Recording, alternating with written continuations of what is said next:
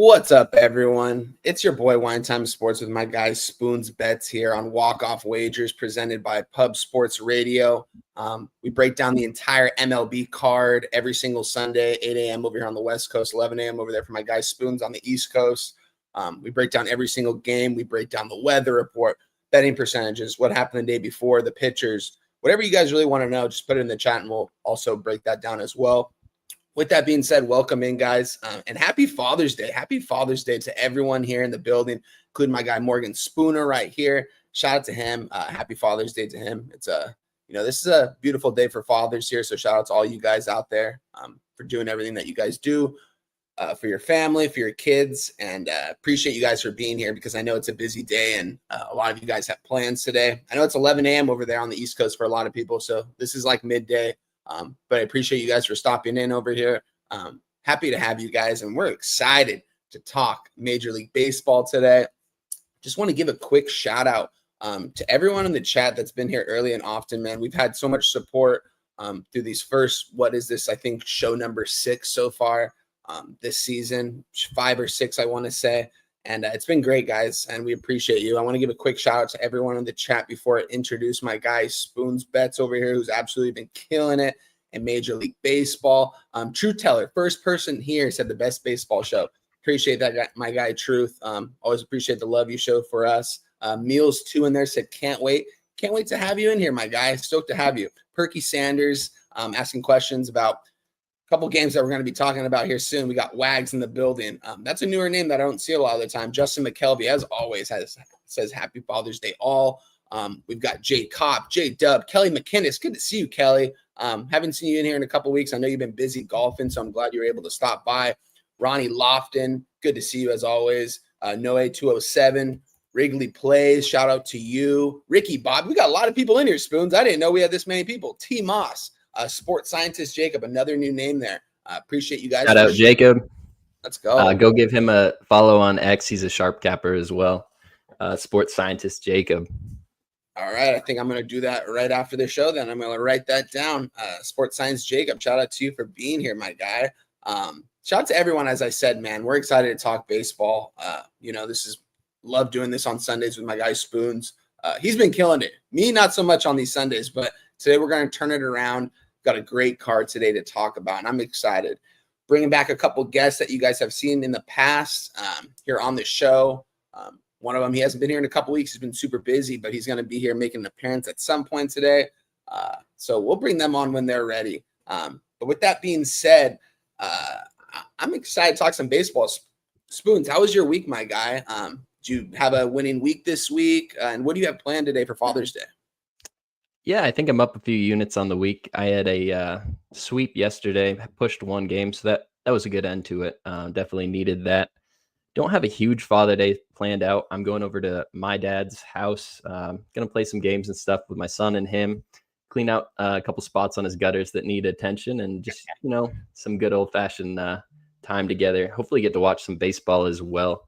Pretty excited for the day in general. My son just got back from Ohio State Tech Camp. He had a lot of fun. It's like a video game introduction, like how you create the games themselves into coding and everything. He had a blast. So it was really fun to see that, especially this Father's Day weekend, just watching him grow. Love to hear that, Spoons. Yeah, when you told me that put a smile on my face, man. Love to hear that. Get these kids involved early.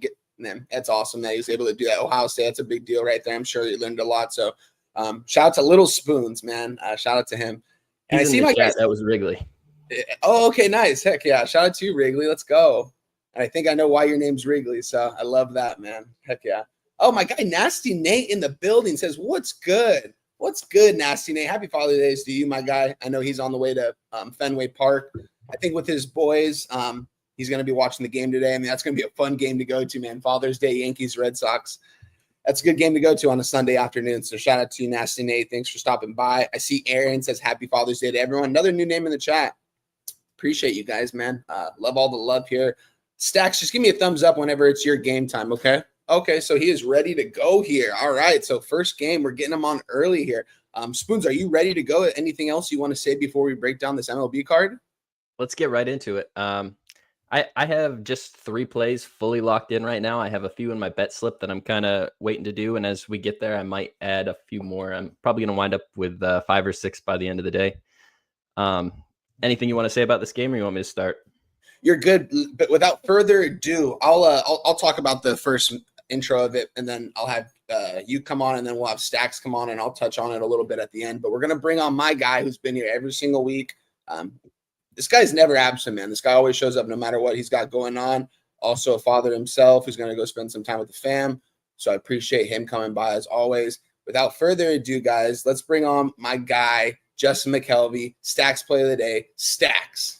Stacks, stacks, stacks, stacks, stacks, stacks, stacks, stacks, stacks, stacks, stacks, stacks, stacks, stacks. Stacks, my guy. Good to see you. Happy Father's Day, man. Thank you. Happy Father's Day to all fathers. I don't know if you're a father or not, but happy Father's Day anyway. Yes, sir. Appreciate you, my guy. Stacks, my guy. You're getting a lot of love in the chat, too. My guy, Meal, says Stacks. Jim Dewigger. I haven't seen him in the chat either. Another new name. My guy, Dutch Boy Fresh in the building. Shout out to Dutch Boy Fresh, man. Killing it on Medicate Mondays every single Monday. If you guys don't tune into that, you're missing out. Tune into him. I believe it's at 9 a.m. over here on the West Coast, noon over there on the East Coast. Shout out to him and Dabby Cap for putting that show together, man. That's one of the best shows out there on YouTube, not just on this channel, but on YouTube.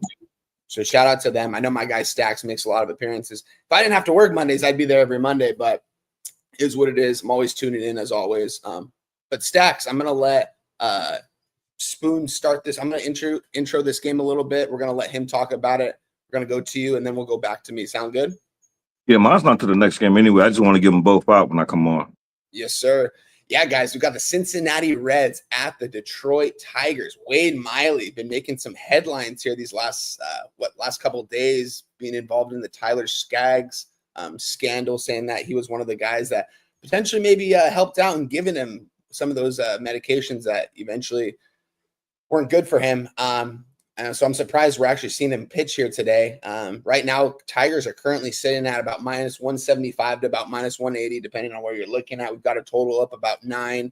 Reds sitting here about plus 160, plus 165 on the money line. This is a tough game here, man. I've got nothing on this first one.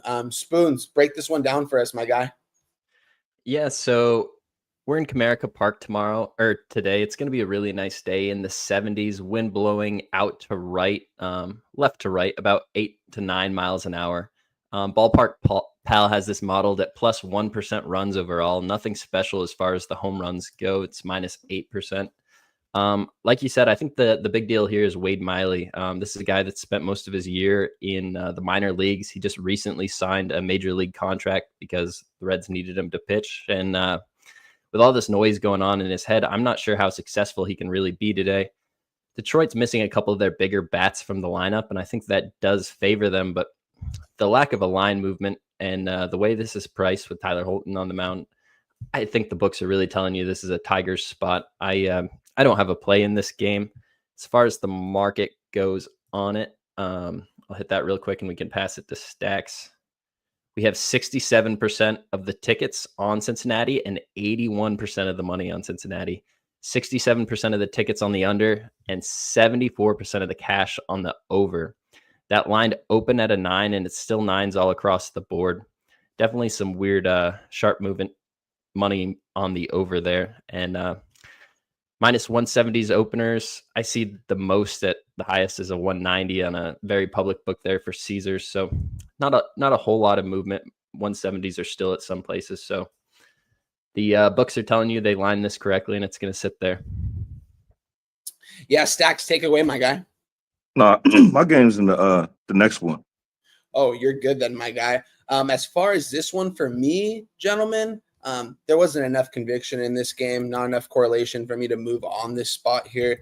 In this ball game, it's an early game. You know, it starts in less than an hour. Doesn't mean we have to move on it. I will say they do have all the starting lineups posted, so we can go through that really quick here. Let's see here. For the Rays, you got Freedy, you got McLean, Ellie De La Cruz. He's DHing today, it's looking like. Stevenson behind the plate in cleanup. Strand at first base hitting fifth, Connor Joe in left field, Gavin Lux at second base, Espanol at third base, Jake Freely in right field.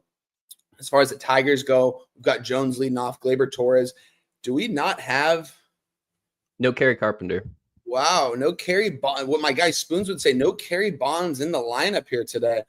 Still got a nice order out there, though. I like this team. It's going to get better. Javi Baez, too. Shout out to him for reviving his career, but I thought he was pretty much done the last couple seasons. Nothing for me in this spot, though, guys. There wasn't anything I wanted to move on here. I mean, the Reds being a plus 150, I still don't think there's value in them. I'm not going to back Wade Miley here. Maybe he comes out and throws a gem here today with all the stuff going on about him. But at the same time, I'm not going to take my chances with that. This is going to be a pass for me on the opening game here on this loaded MLB card. And shout out to my guy Nutflush Allen in the building. Said good morning, boys and girls, and most importantly, happy Father's Day to all our guys. Happy Father's Day to you, my guy. Good to see you, Nutflush. I'm glad you're able to stop by on Father's Day. Nutflush, we need the inside scoop on the Giants.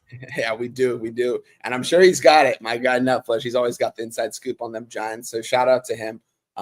Let's do it. But yeah, this is going to be a pass for me to start off the card. Unfortunately, I like usually taking the first game on the card for some reason when I come on here live, but it's just I'm not going to move on something if I don't like it. So we're going to get right next to this next game here.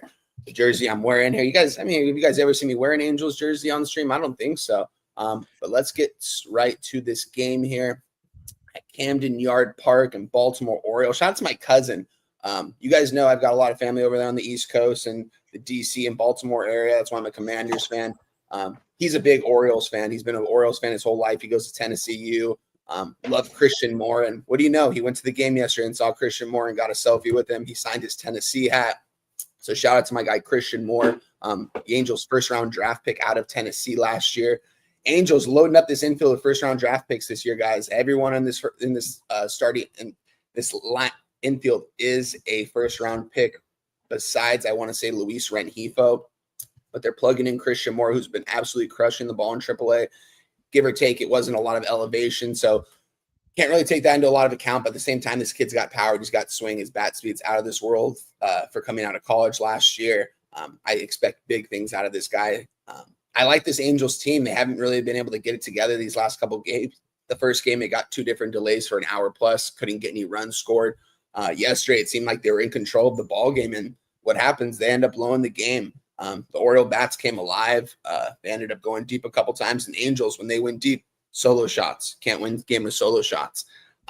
We had some little update before the game. We had some movement here. I want to just pull up right now, Spoons, before I hand this over to you guys, if this actually has been posted on mine, because I know you guys can get the lines, but I'm curious over here with mine. Oh, yeah, it's posted now. Orioles minus 106, Angels minus 104. Do you see Blewett as the listed pitcher for you now then? I see Blewett listed as the starting pitcher now, guys. So he will be the opener here. We talked about it a little bit before the show. Didn't have a lot of information, but we do know that he is going to be pitching in this game. I'm on the Angels plus 110. I got in on it last night, guys. It's up to a minus 104 right now. Definitely like to see that. I'm curious to see this other newer book that I have, what the line is on this one as well, because let's see here. So I've been able to guess the Angels minus 113 on this book and the Orioles minus 107. A lot of line movement towards the Angels here in this spot for good reason, if you ask me. I mean, if you compare these batting orders, I mean, the Angels have the batting order. They've got a better starting pitcher on the mound. Their bullpens are, I'm not going to say they have a better bullpen by the end of the season. I think they'll have better numbers than the Orioles bullpen, but Angels aren't going to get swept here. You got Kikuchi on the mound. This guy leads the major leagues in walks, but yeah, his ERA is sitting under 3 right now. This guy's pitching the best baseball of his life. It's because those walks, I think, more so would be extra base hits or home runs that he's not allowing right now. And when he gets those guys on, he's such a ground ball pitcher. I believe he leads the major leagues, or he's top 3 in ground ball double plays this season. And I don't think that's ever going to stop because of this infield. They've got a lot of good defense. They got young guys in there. And they're going to play to their advantage here. I think Kikuchi goes out there and deals today. This guy's having a really good season, and his record doesn't really stand for it because the Angels have been blowing these games that he's been pitching. His numbers at home are a lot better than on the road. So that would be my only fear here in this spot, playing in Camden Yard and seeing a kind of a higher total here at 9. I mean, it's been higher this whole entire series, but just seeing Kikuchi, how well he's been pitching, why is this total so high? I'm not too sure. Maybe he's vulnerable to get hit today, but at the same time, I think the Angels bats can take care of business here today. Give me the Angels money line plus 110. They're minus 105 at most spots, but I still endorse it. It's not a lot of, I mean, it's not a dog anymore, but it's slight juice at minus 105. I like the Angels here. Give me the Angels money line. Spoons, take it away, my guy. Yeah. So one thing I wanted to bring up before I get too into this, it looked like Baltimore's bullpen was really cooked coming into this. Felix Bautista going in back-to-back, throwing over 40 pitches. I don't think he's going to be available. Brian Baker, a setup man, back-to-back. He might be able to go. Cano had already gone one of the last 2 days. Every single arm in their bullpen is pitched in the last 2 days, and just the power arms, it made me a little suspicious of why Baltimore was a favorite at all to begin with. Yusei Kikuchi, really good pitcher. I sent you that little snip I saw about him last night. This is one of those guys that really routine oriented, and he needs his sleep. He's a guy that's getting 13, 14 hours of sleep before a start. So you go out to the East Coast and you're playing an early game. This is a guy that's pitched a lot of his games on the West Coast right now, and this is kind of a hitter-friendly park, and he's pitched really well in it. It makes me think this guy's a little bit vulnerable today. Get into the weather a little bit. Ballpark Pal has this modeled at 1% runs overall, minus 11% home runs, but plus 7% doubles and triples. Weather appears to be really nice here at Camden Yards today. Temperatures in the 70s. Winds blowing in just a hair. Not much chance of precipitation, but it's under 10 towards the end of the game. I think this just sets up for a lot of runs on both sides. I was kind of looking at an over. The way that Baltimore's bullpen is and my lack of trust for Povich kind of made me think the Angels could get on the board. If you look at this Angels team on the season, their bats on the road are just amazing. The last 30 days, they're the number one team in baseball on the road, any sort of statistical category. Ultimately, I took Baltimore team total over 4. I had to build this line. I could get a plus 115 and a minus 150. I believe I have it at minus 118 on the book that I had. My phone just died, so I don't have it right in front of me, but you can build that still right now. I think the Angels have a really good shot to win this game. The books are telling you that by bringing the line down so much. I like this Orioles offense. I think they can really get to Kikuchi here in a spot where he's not that comfortable. I think a lot of people are going to see his numbers versus the Orioles and just say he's going to shove again. The Orioles haven't been that great. I think this is just a lot of value for only needing to get 4 runs. I really like it here. That's what I'm on. Real quick on the market before I pass it. Baltimore. The LA Angels have 57% of the tickets and 80% of the cash, and 83% of the tickets are on the under, and 92% of the cash is on the under. That under started at a 9 and has dropped down to an 8.5. One thing to note, Orioles are throwing Scott Blewett in there for the first inning to pitch to the Angels. That generally sets up pretty well for the team that does use the opener. It allows that pitcher just to face 3 of those scary bats a little less, and nobody wants to face Mike Trout. Yeah, especially the way he's been hitting the ball lately. Spoons, you touched on it, man. I mean, everything you said right there. If I wasn't you could have talked me off this game easily. I loved everything you said there about Kikuchi's sleep and all that stuff because it makes sense. He's on the East Coast. It's a different time zone. Did he get his sleep last night? I hope so, man. That's wild, though. 13, 14 hours of sleep. Shout out to him, man. He's getting his recovery. Stacks, take it away, my guy. You got 2 plays you want to give out. Let's go. Yeah, I'm a little tad bit pressed for time, so I'm going to give them both out. But y'all pretty much said what I wanted to say. One thing I will say is in Kikuchi starts, the reason why I probably should open up at 9, they're 9-4 and it starts to the over. So, but I think it'd be the other way around. But the Stacks play today, number 1, I got this at plus 112 when I posted it to anybody who follows me. I'm on the Angels plus 112. And I posted that early this morning. And unlike you, I can't be talked off of it. Like, I don't care what the line does. I don't care about none of that. I like Kikuchi. Orioles cannot hit lefties. They're hot right now against righties. They can't hit lefties. Maybe a little bit better, but I like Kikuchi.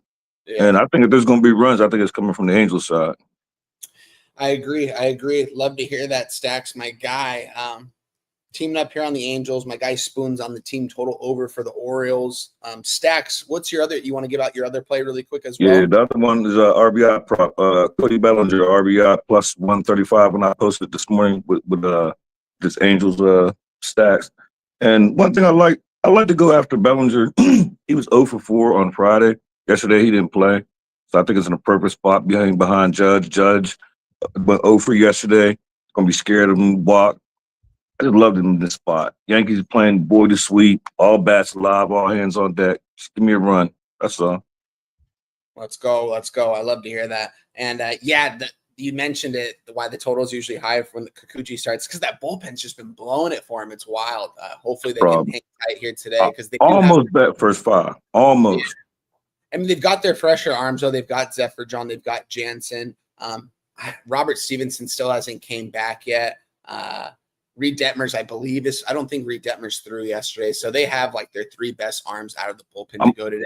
I'm going to need 6 out of Coochie. He at least see the 6 in it. Yeah, I mean, he went 7 1/3 last outing, and it was the most pitches, is the longest outing he had thrown all year long. Before that, I actually don't think he threw a full 6. That worried me too. Yeah, but the thing is, I mean, he's just, what I told Spoons, he's locked in right now, man. He looks really locked in out there on the mound. Like, he looks motivated. When the Angels signed him, I was a little worried, because I was like, this guy's a little bit older. He's still throwing 96 out there in like the 5th inning, which is crazy for being his age. So shout out to him. He obviously takes good care of himself.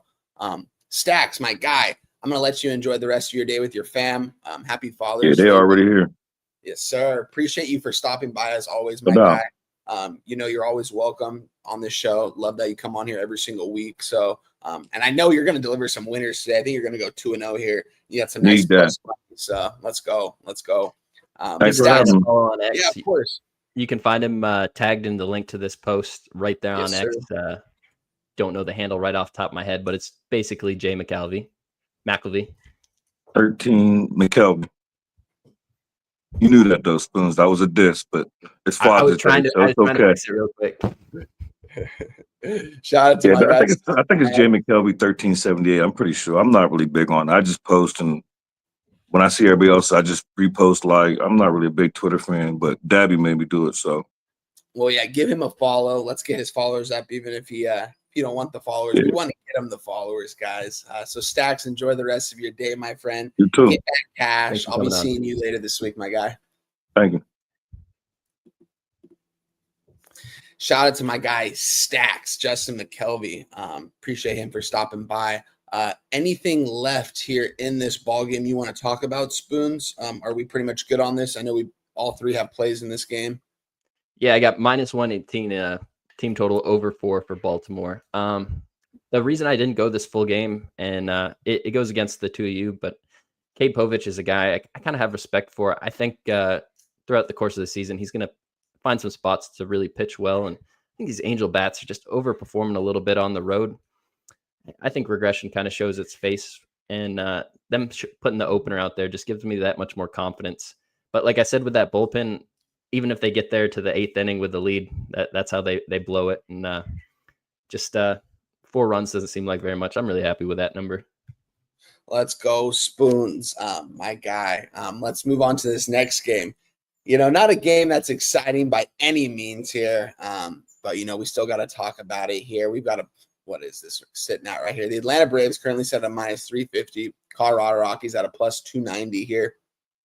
Colorado Rockies 13-57. It just is crazy to look at that record and think that that's actually possible to happen in Major League Baseball when you're able to build rosters. It's just crazy, man. You don't ever see anything like this. It's one of the worst seasons we've ever seen out of a ball club. And you see it in their team total here with a total of 9, but yet their team total is 2.5. It is juiced to the over at -145, but Austin Gomber against Holmes here in the spot. I believe there was a pitching change in this matchup. I believe was Sale supposed to go in this one, Spoons? Correct me if I'm wrong. Correct. Sale was supposed to go in this one, and the line had a huge movement reflecting that. This originally was a straight 8 for an opener, and it immediately bumped up to a 9. -435 was the Atlanta Braves with Chris Sale. Obviously, Grant Holmes doesn't have the same amount of respect, and so it moved quite a bit, but that's just a shocking, alarming number to get to the over 9 there. So anybody got an 8 last night, hats off to you. Great work. Yeah, nothing for me. I mean, Spoons, is there anything you don't have a play in this ball game, do you? I don't. So it looks like it's going to be a really nice day in Atlanta. Maybe a small chance for rain in the forecast, possible drizzles, but it looks pretty offensive weather for me. Ballpark Pal only has it 0% runs plus 5% home runs, so it's nothing crazy. But Colorado's bats have kind of shown up recently, a lot more than anybody's been giving them credit for. Atlanta's bats versus Austin Gomber, the books moving that number straight up to a 9 as soon as they saw Sale wasn't there. Tells me that they have some respect for the Rockies bats versus Grant Holmes. And I don't know, that full game over kind of catches my interest. When the books move it a full run, they know something that's an accident. They screwed up, and you can see why. It was a different pitcher and they had to get it off of that.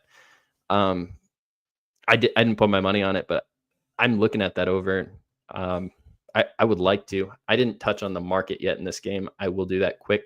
66% of the tickets are on the under. 67% of the money is on the under. 68% of the tickets are on the Atlanta Braves, and 78% of the cash is on the Atlanta Braves.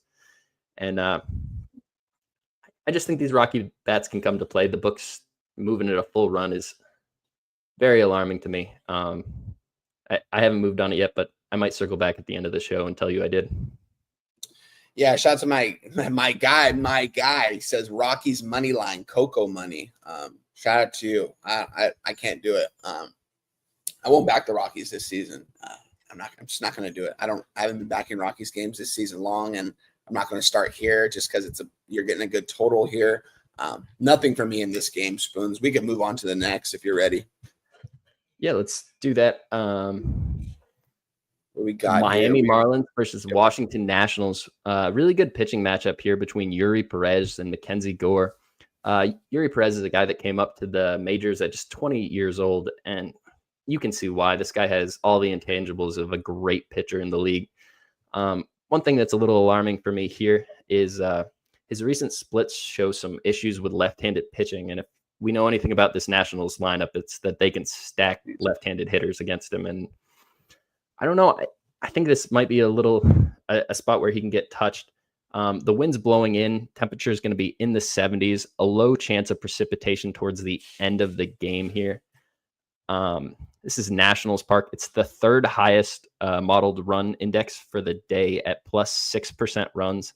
It's plus 6% home runs and plus 4% doubles and triples. One thing that kind of alarmed me with this game immediately was Miami's bullpen. If we look at where they're setting, their closer, Calvin Fletcher's gone in back-to-back games. Anthony Bender's gone in back-to-back games.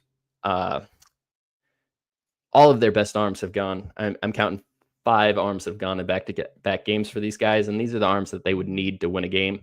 Mackenzie Gore has just pitched good game after good game this season. I don't think this is a spot I really want to get in front of him. He's had one start where he gave up more than 2 earned runs, and that was the Cardinals.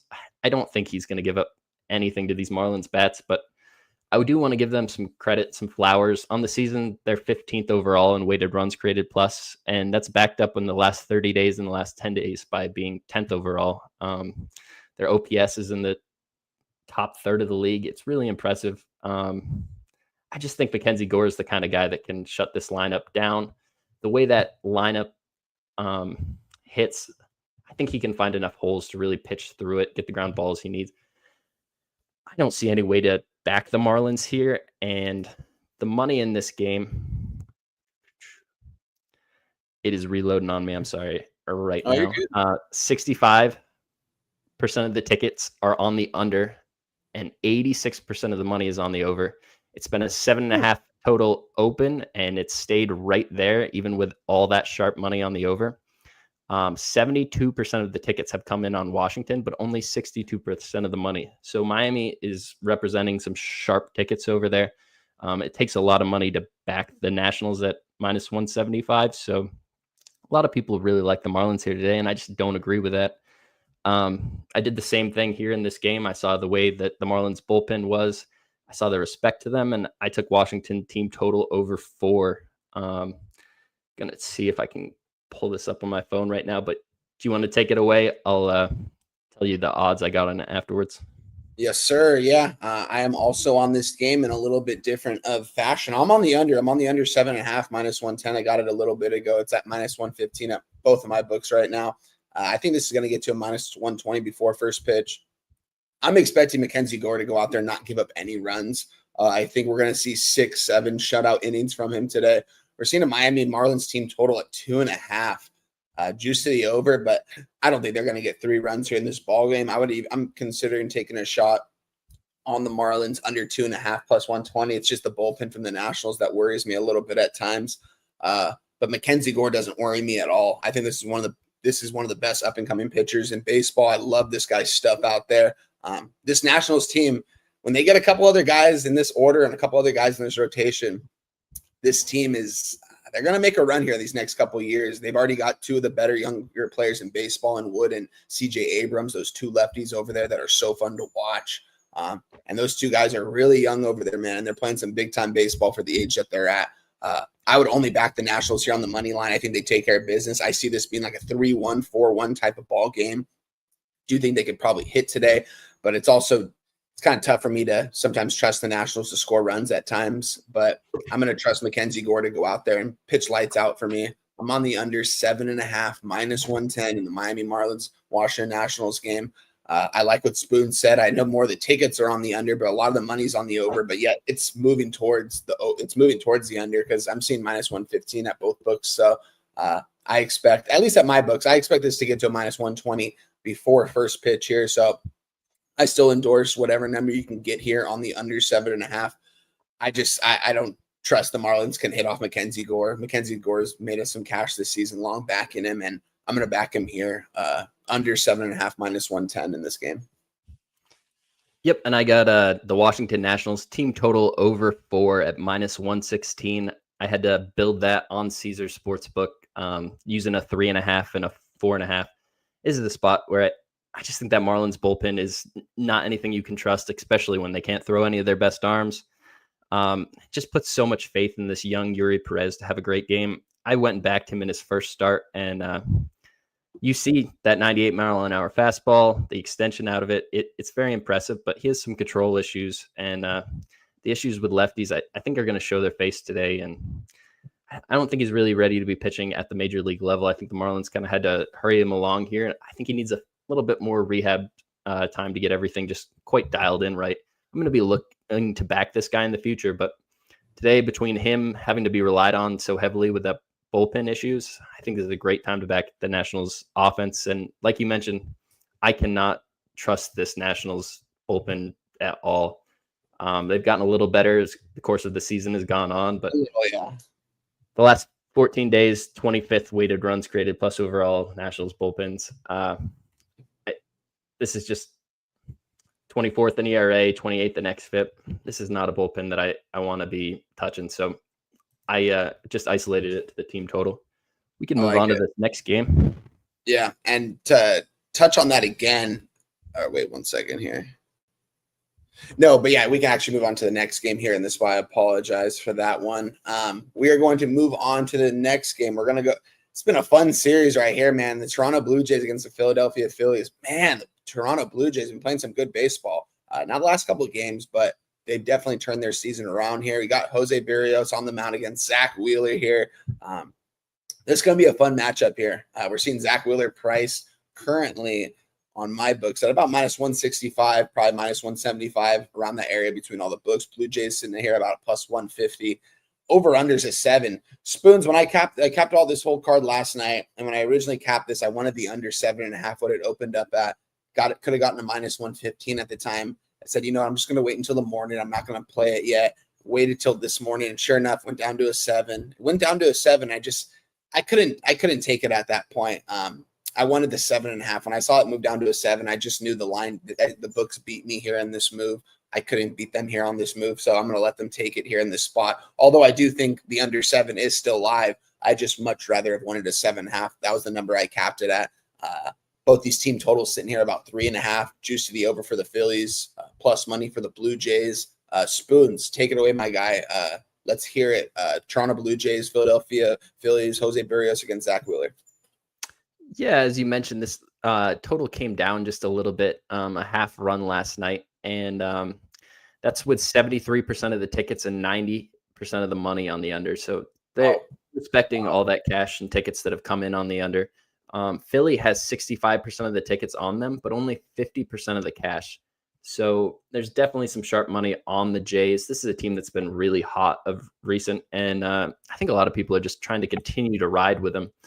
I saw a minus 180 opener, and this is down to minus 165. I think I see a minus 162. So definitely a little bit of respect to that sharp money on the Jays side. Last night, I was really close to moving on the Phillies -1. I think it was priced around a minus 128. There was a lot of juice associated with that. And when I looked at the schedule, I noticed that the Phillies had to play the Marlins tomorrow. Not a huge game or anything, but when the Jays don't have a game, it lets you use your bullpen and use your whole team in just a different sense than what the Phillies were able to.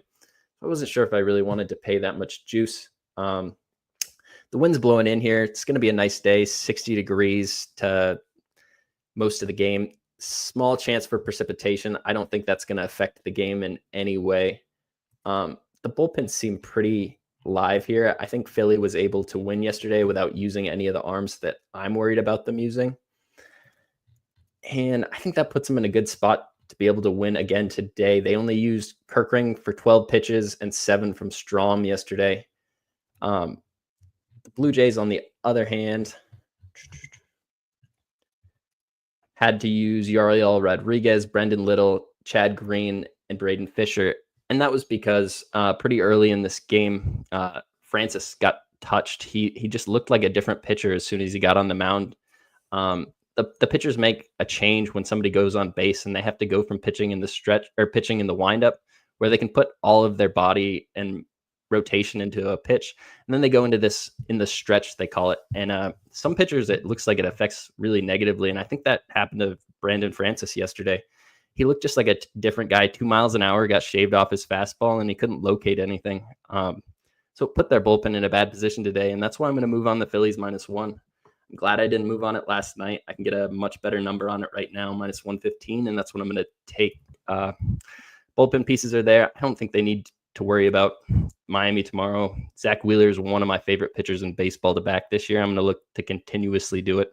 A little bit of respect from the market on the opposite sides are not going to scare me off. So Phillies -1.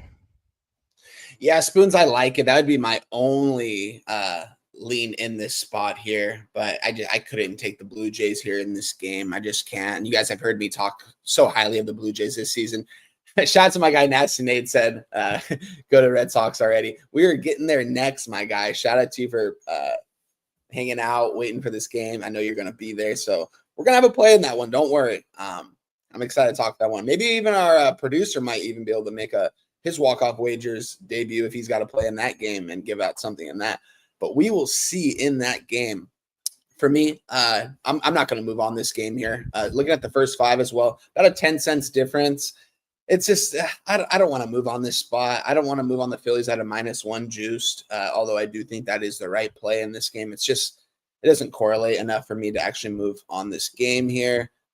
So with that being said, everyone hit the like button if you guys are in here. We've got like 170 people in the building right now. It says we've got 320 eyes looking at us right now. That's actually a lot for the amount of time that we've been in here so far. So guys, hit the like button. If you guys want to become a member, hit the membership. It's $4.99 a month. If you want to gift a membership, any kind of dono, I'll take a shot for you guys on the screen today. It's Father's Day. Why not? I'll take a shot to all the fathers and all the donos out there. So we appreciate you guys' support no matter what for showing out here for us. Hit the like button, be in the chat. On that note, one time, I'll match you on the shot if we get any membership donations. If you sign up for the gold membership, there's horse races every week. You get a chance to get your money back. Minimum pays out $50. It regularly rolls over. There's multiple races a week. It just shows support for the channel, everybody that puts work into it. It's a fun little thing too. The horse race is way too much excitement for an animated randomizer at the end of a day, but it's great.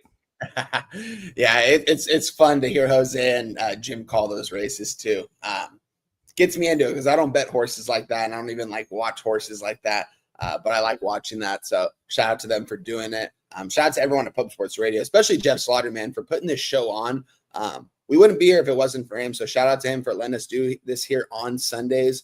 There's not a lot of shows that do it on Sundays. Not a lot of shows going on Father's Day. And with the go, you're good, Spoons. Go get a shot. And with that being said, we appreciate you guys. We appreciate Jeff.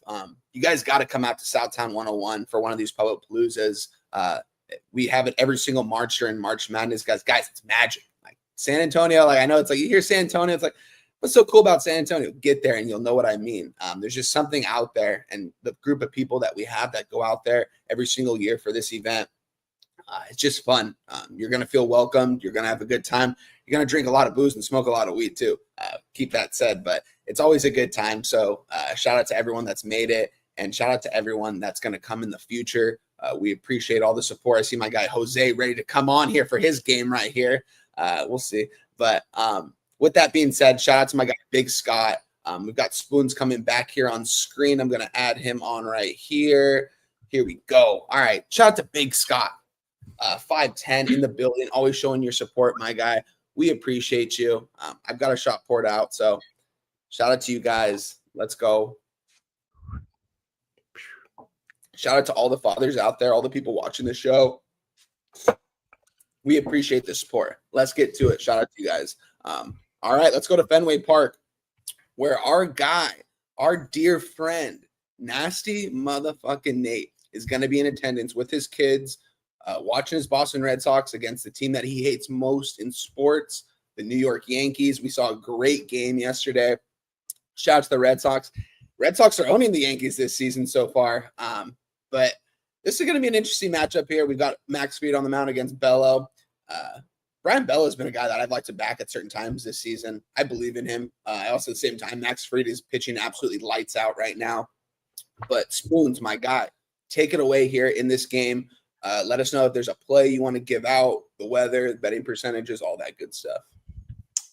There's nothing better than Sunday baseball with the New York Yankees and the Boston Red Sox. This is just one of those rivalries that represents sports so well. These fan bases have absolutely no love for each other. Nasty Nate, I am sure, is going to be very, very into the beers out there. I think he's going to be having a great time. I think he's on one of the beer decks at the place.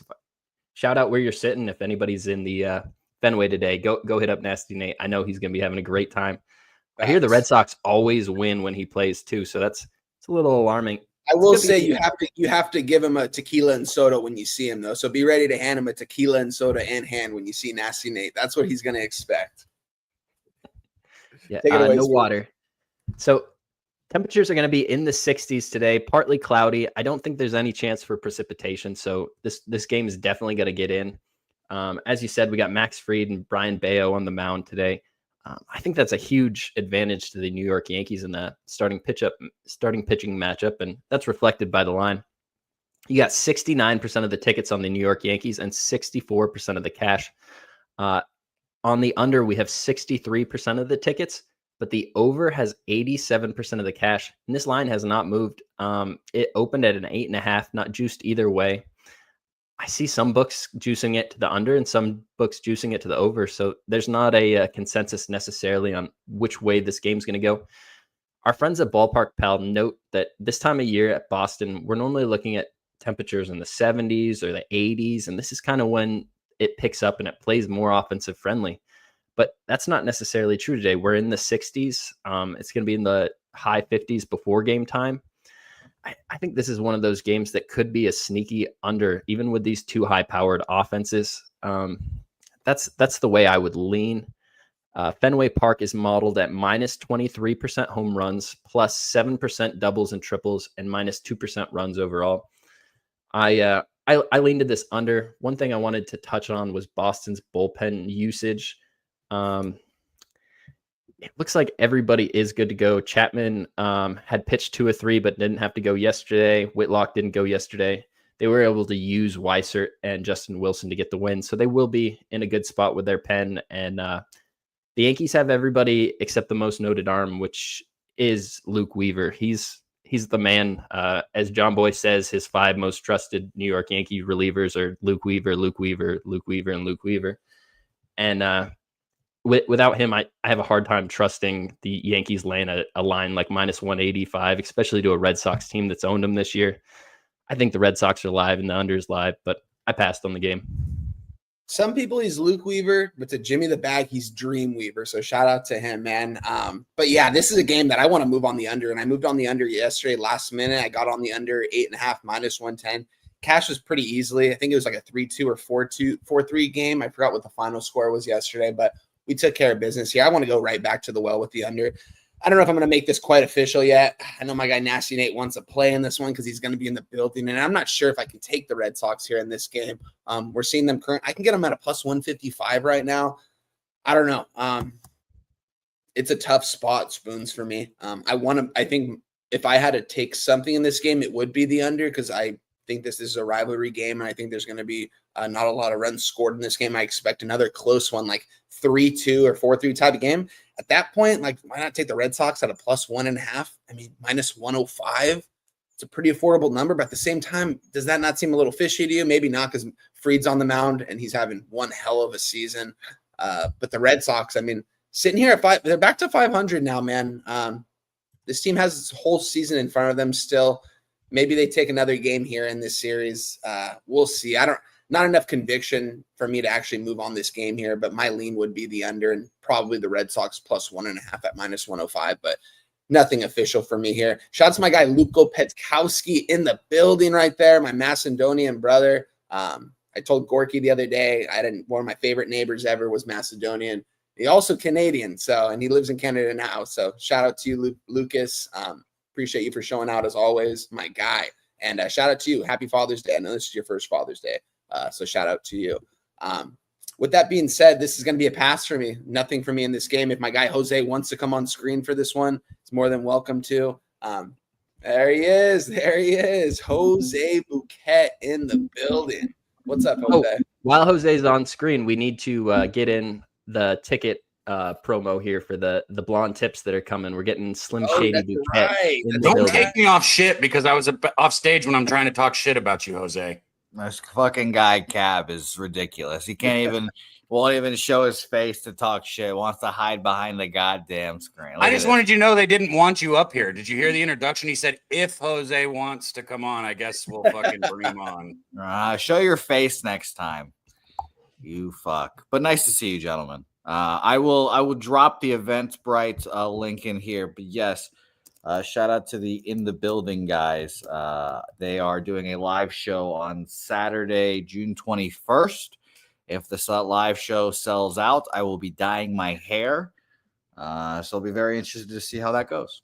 Jose, give us a little more details on it. What has to sell out exactly? So it is a live show at a bar. I am in the pressure cooker right now, trying to fucking find this goddamn Eventbrite link or whatever the hell I'm looking for.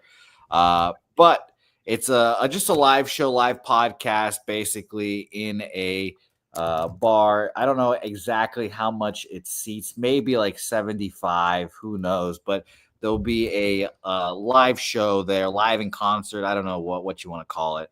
I'll be there making sure everything's running smoothly. It'll be a whole lot of fun. Saturday, San Antonio. I finally fucking find the link, but it should be a lot of fun. And maybe you guys will see me there with blonde hair. Who knows? Heck yeah. So shout out to Jose Bouquet for that, man. Putting on a show there in San Antonio. If you guys don't watch In the Building, it's a show that comes on before Betting with the Bag, Monday through Friday. It's a great show. I tune in every day. I watch it on PSR just to because that's what I'm subscribed to, but it's on iHeart TV. Jose? Love You Hard TV. Love You Hard TV, yeah. So shout out to them. So thanks for coming on, Jose. Anything you have in this ball game? Oh yeah, I mean you guys know what I'm on. I mean I've bet against these chuckle fucks in all 6 games. This is hilarious. I will continue to tell people this Yankees team is overrated. They suck. They're mentally weak. They're softer than baby poo. They're done. They're horrid. Aaron Boone's a bad coach. We've got their number. We've had it for years now. Boston Red Sox money line. Get a little reverse line movement too in this bitch too. Oh my! I mean, come on. Like Spoon said, 70% of the bets, 65% of the money on the New York Yankees here. I'm seeing lines open up at minus 180. We had minus 184 at Penny, now minus 171. Come on. Let's just, I'll bet the Red Sox again to complete this sweep, to embarrass the Yankees, to pull their pants down and expose their manhood to the world. Let's go. Jose, what number did you get? Did you get plus 155? Yes, I did. Let me double check for you. Yes, I did. Plus 155 full game money line. The only bet I will have today is the Boston Red Stockings. Well, shout out to you, Jose. You know what? I'm going to tail my guy, Jose. I'm going to do it a little bit different. I'm going to take the plus 1.5 minus 105 here in this spot. I'm going to get the free run, but I'm going to follow my guy, Jose, here in the smoke. This is his first time coming on. He's our producer over here on Walk-Off Wagers. Wine doesn't remember my first appearance, Spoon. He doesn't remember my first appearance on this show because he wasn't here. Oh, that's when I had to answer the door. He doesn't remember my first appearance. Did you give out a play, though, Jose? I think I did. I don't remember, Spoons. Oh, we got to go back. But shout out. I didn't write it down. We got a couple people here. I'm going to give a quick shout out to Gorky in the building. Gave out a $2 dono. Another $2 dono. Man, shout out to you, Gorky. Just talking about you. I got another Macedonian in the chat. So appreciate you, my friend. Good people right there. Thank you for always donating to the channel. Appreciate you, my guy. We're going to have to get you up here one of these days to give out an MLB play. I've got it ready here for Gorky. We've got another one. So shout out to you guys. Shout out to you. And shout out to Skunk Blaster. You were just about to get to that, I believe. Oh, yeah. Skunk. And shout out to Skunt Blaster as well. $19.99 donation to Pub Sports Radio. Said USD cheers, scared money ain't make no money. Scumbag play of the day, Aces money line in Costa Rica to win it all. Parlay plus 560. I got a big boy money on this play. Happy Father's Day, PSR family. Shout out to you, Skunt Blaster, my Iowan brother. Shout out to you over there, doing your thing, always donating to the channel and always giving out your plays. And he doesn't expect a lot in return as well. It doesn't expect anything, I should say. So shout out to him. Let's find a different name for him, though. This guy fucking thinks it's comedy hour at the Apollo. Get this guy on the screen. He's just popping in here. This fucking guy. I gotta do this for my guy Skunt right here. Shout out to you guys. Shout out to Skunt, my man. Great Producing guy. is the shit. I love it back here. Even though I'm not doing anything. Jose's producing, but I'm still back here. It's just fun to sit backstage, right? Yeah, he gets to see all the inner workings of what a PSR show looks like. But Red Sox money line plus 155. Shout out to you guys. Let's keep the ball rolling here. Thanks, Jose. Real quick on that, Brian Bayo. I just wanted to touch on his. Don't you do it, Spoon. Don't talk shit about Brian Bayo. Don't you fucking do it. I'm just coming here with stats. It's a little alarming. A 3.69 WOBA in itself isn't terrible, but a 1.84 WHIP and a 4.98 xFIP guys versus lefties. Just that's something that is alarming to me.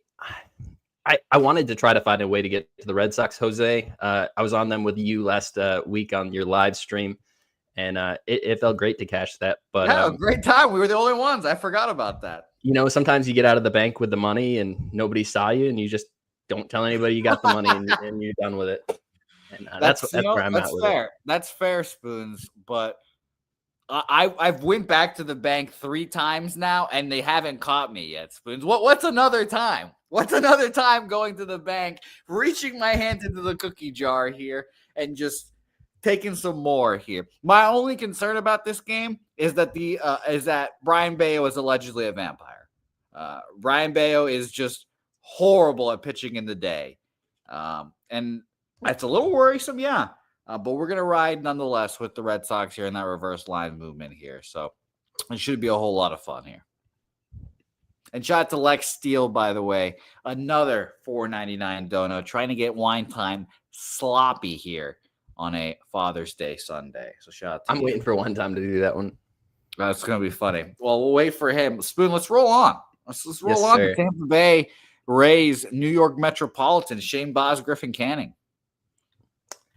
All right. So we have Rays versus Mets today at Citi Field. This is one of the most pitcher-friendly parks in baseball. The run factor that Ballpark Pal uses is 29. So that means when I give out this overall run value, that number is taking a weather percentage today that uses like temperature, humidity, wind direction, and then it times it by the run factor of that park.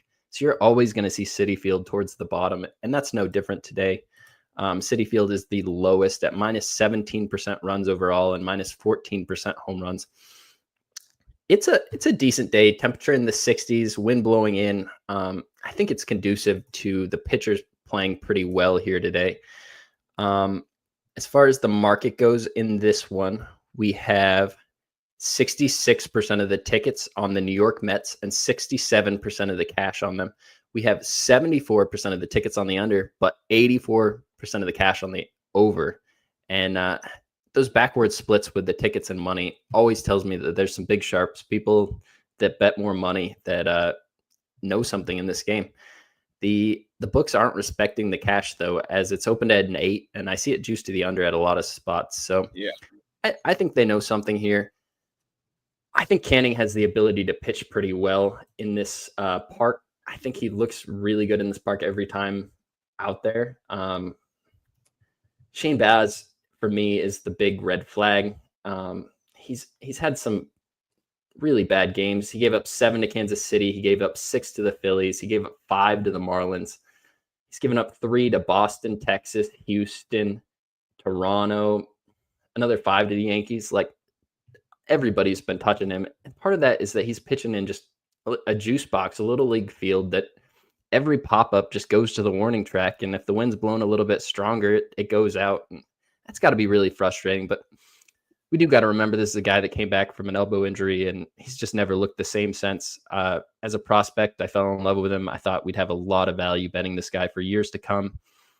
Right now, I don't think he's put it together. I think the Rays bats play better at home, and that's reflected with their 5th weighted runs created plus over the last 30 days. But on the road, they're 14th. On the full season, they're 22nd weighted runs created plus on the road. So those bats like to play in that juice box too. And that makes me think Griffin Canning with his new changeup can really be successful here. I got close to trying to get to a Mets -1 spot, and I didn't get to pull the trigger yet. It's sitting in one of my tickets open, and I was kind of hoping my guy Wine Time might have some information one way or the other. Both bullpens are in pretty decent spots. I will touch on that quick before we go. And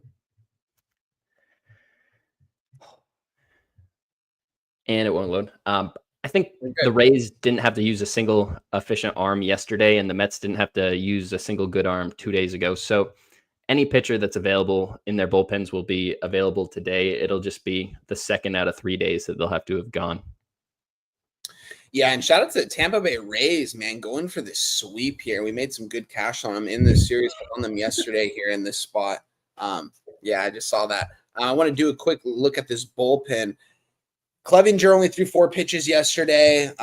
Fairbanks did not throw yesterday. I mean, those are their 2 higher leverage arms, if you ask me. Let me double check here. So it does look like they should have some good arms out there here in this spot. Yeah, and we're going to fade our old friend Griffin Canning here. I want to take the Tampa Bay Rays so bad here. I already have a play on this game. I'm on the under 8 here, -110. It's up to a -115 right now at my book. I think, again, this is going to get to a -120 before the line closes here in this spot. I'm going to trust Shane Bias to go out there and shut down this Mets lineup here today. Tampa Bay Rays have been playing some really good baseball, man. Kevin Cash, it's not even close. He's probably a top 3 manager in baseball. He could be the best manager in baseball. I would probably say he is the best manager in baseball. If you look at his roster that he has, this team should be 10 games under 500. This batting order is dreadful. It's disgusting to actually go out there and be like, this is my team's batting order, but yet they go out there and win ball games. They've got one of the best bullpens. They've got good starting arms in that rotation. I love everything the Rays do, and they just buy into Kevin Cash's system. Jose, maybe at some point they get rid of Cora over there in Boston and hire Kevin Cash, because I know he used to be on the Red Sox back in the day, and I remember him for those days. And Spoons, you're right. We got to get to it, man. Shout out to Lex Steele. I didn't miss the dono, Lex Steele. I appreciate you. We were pushing it off a little bit. This is going to be for Lex Steele and my guy, Skunk Blaster, right here. Shout out to you guys. Happy Father's Day. Let's go.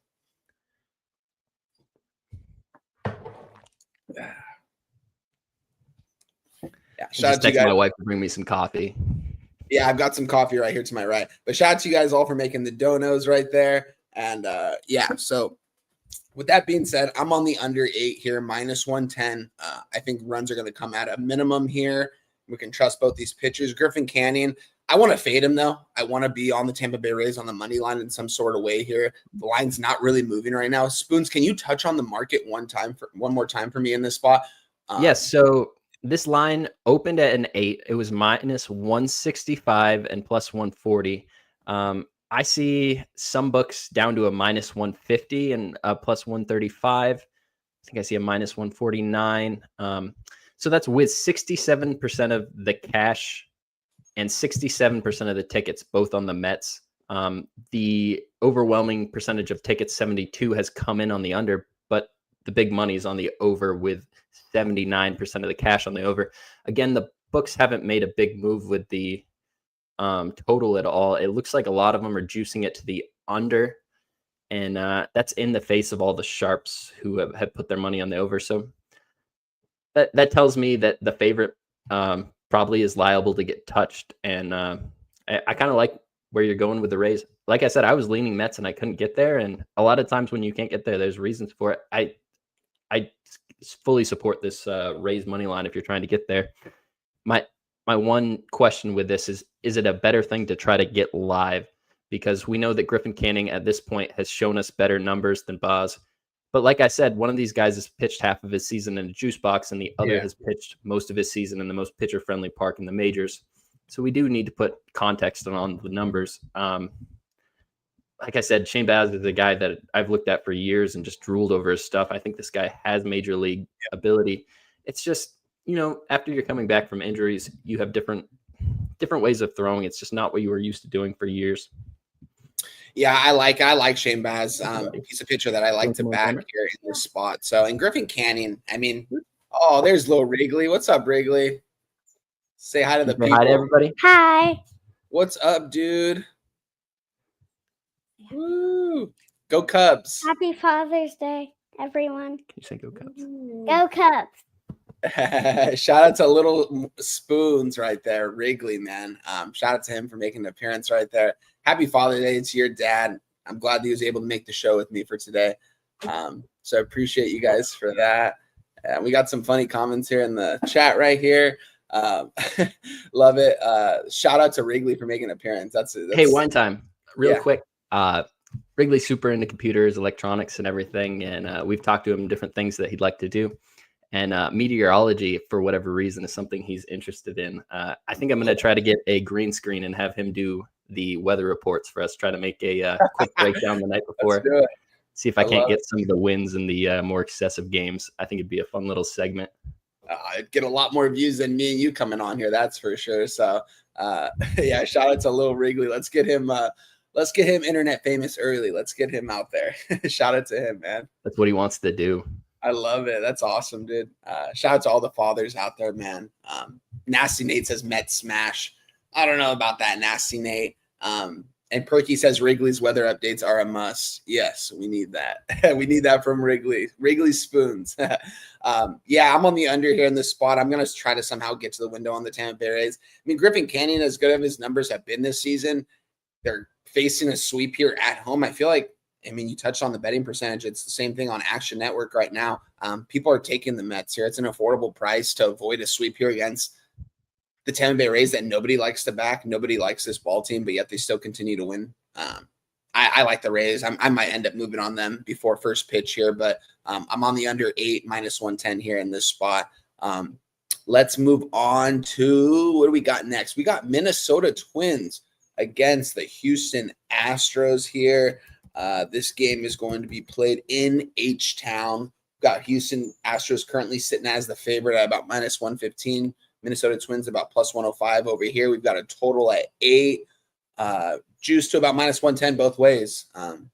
Spoons, take it away, my guy. I have nothing in this ball game, but I'm really curious to hear your breakdown on this because this should be this is going to be a good game.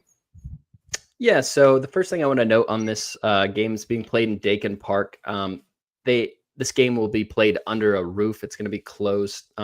There's a pretty decent chance it's going to rain down there in Houston. So that changes how the weather affects the field some. It's going to be really hot. It's going to feel like 95 in there. So these pitchers are going to be dealing with the temperatures. On the betting side percentages of this game, we have 60% of the tickets on the Minnesota Twins and 69% of the cash on those Twins. And that's backing Simeon Woods Richardson. On the mound for the Astros is a rookie a lot of people probably are not familiar with. His name's Brandon Walter. This guy's a 28-year-old, a little bit of a journeyman. He doesn't have overpowering stuff, but he's a mature, very mature arm. He knows how to pitch. Sometimes these guys that we come up, they're just arms. They're not really pitchers. And I don't know the best way to explain that, but just think of Greg Maddux versus Aroydvis Chapman. Maddux will go down as one of the greatest pitchers of all time, and Chapman probably will too as a closer, but their stuff is so completely different. This guy's a lot more like the Greg Maddux style of this, and I really like Walter here. The books in the market aren't really respecting that, and that's kind of fine with me. I think this is now a decent line we can bet at Houston -1. I'd really like to. I haven't been able to pull the trigger at this moment yet. I was still trying to find some information. Houston Astros are missing their best bat in Jordan Alvarez, and he's dealing with a hand injury. He won't be back for a while. Then Isaac Paredes, he was legging out a ground ball the other day, and he pulled a hamstring, and I was trying to find an update. The team does not think he's going to go on the IL. It's been a few days now. So this is around the time I would expect him to be available to enter in the lineup. Even if he's not a starter, he might be available to pinch hit. And what I was hoping to see was Paredes coming in this lineup, and I still don't have an update on that. I think without him, it's kind of hard to back the Astros, but that's what I want to do. I think their bullpen's in a good spot. The Twins also have a really good bullpen, and they can use just about any arm they'd like to today. So I have not moved on this game, but I was getting really close to the Houston Astros -1. I think we get a lot of value with this Brandon Walter. I think he has the stuff to be able to pitch well and successful here.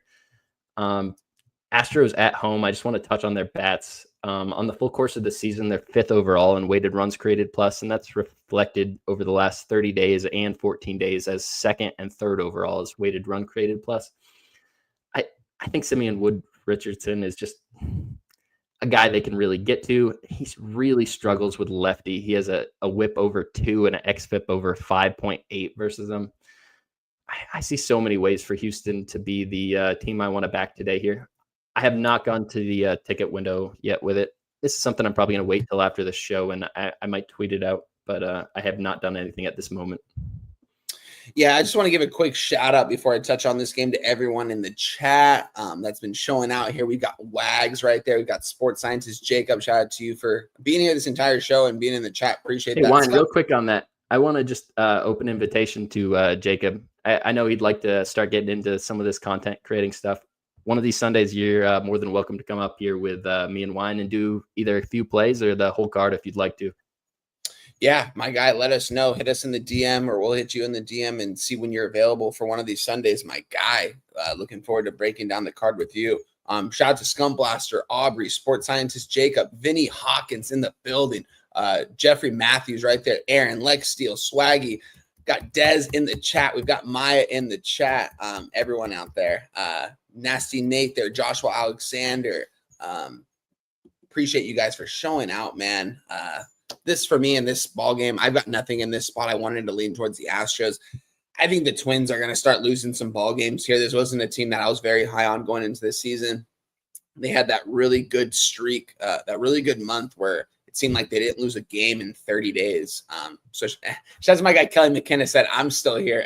Shout out to you, Kelly. I know that you're usually golfing here on your Sundays. Appreciate you for coming here. You're probably smoking a couple J's right now, watching us put this work in. Appreciate you for hanging out with us, Kelly. Means a ton to us. But nothing for me in this spot, but I wouldn't back the Minnesota Twins here. Twins are going to be a fade for me, I think, from this point on this season. I need to see a little bit more from them. I'm going to end up staying away for their games for a little bit, but at some point in this season, they're going to be on my fade list where I'm fading them in almost every single game. I'm still a ways away from that, but this isn't a team I want to back here against the Houston Astros. I like Brandon Walter. I think he can have a good start out here. So with that being said, let's move on to the next game. Athletics and Kansas City Royals. I've been to this ballpark in KC. So shout out to them. Noah Cameron on the mound against Jeffrey Springs here. Let's look at the current line that I have available for this game. Kansas City Royals currently sitting at a -150. Oakland Athletics at a +135. We've got a total at 8.5. Juice to the over at -120. Both team totals. Royals team total 4.5. Juice to the over at -120. Athletics team total over 3.5. Juice to the over at -125. Interesting game right here, man.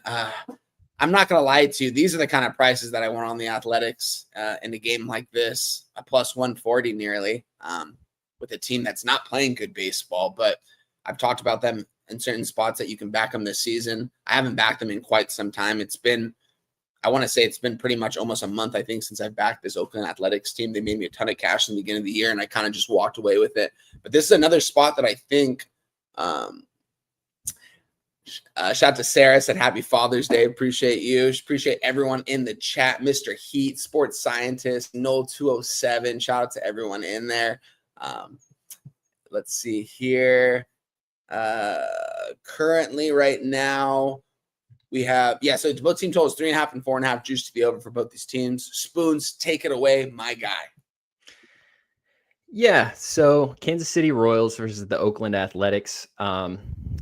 Two pitchers that are really in different parts of their career. Jeffrey Springs is on a team he doesn't want to be pitching for at a home park that he hates. And Noah Cameron is a young up-and-coming stud who really hasn't faced a blip in the road until his last outing versus the New York Yankees. And, you know, a lot of teams a lot of good pitchers get hit versus the Yankees. I don't think that's anything necessarily raises a red flag, but it's something I looked at. I'll touch on the market in this game first. We have 65% of the tickets on Kansas City and 60% of the cash, 87% of the tickets on the under, and 90% of the money on the under. This is a game I flagged last night as an immediate over, and that was because of my friends at Ballpark Pal.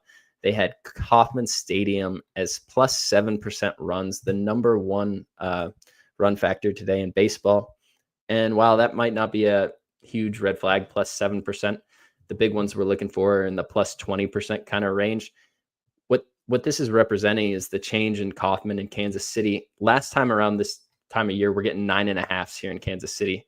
Their offense was clicking a little bit more, yes, but it's the same park.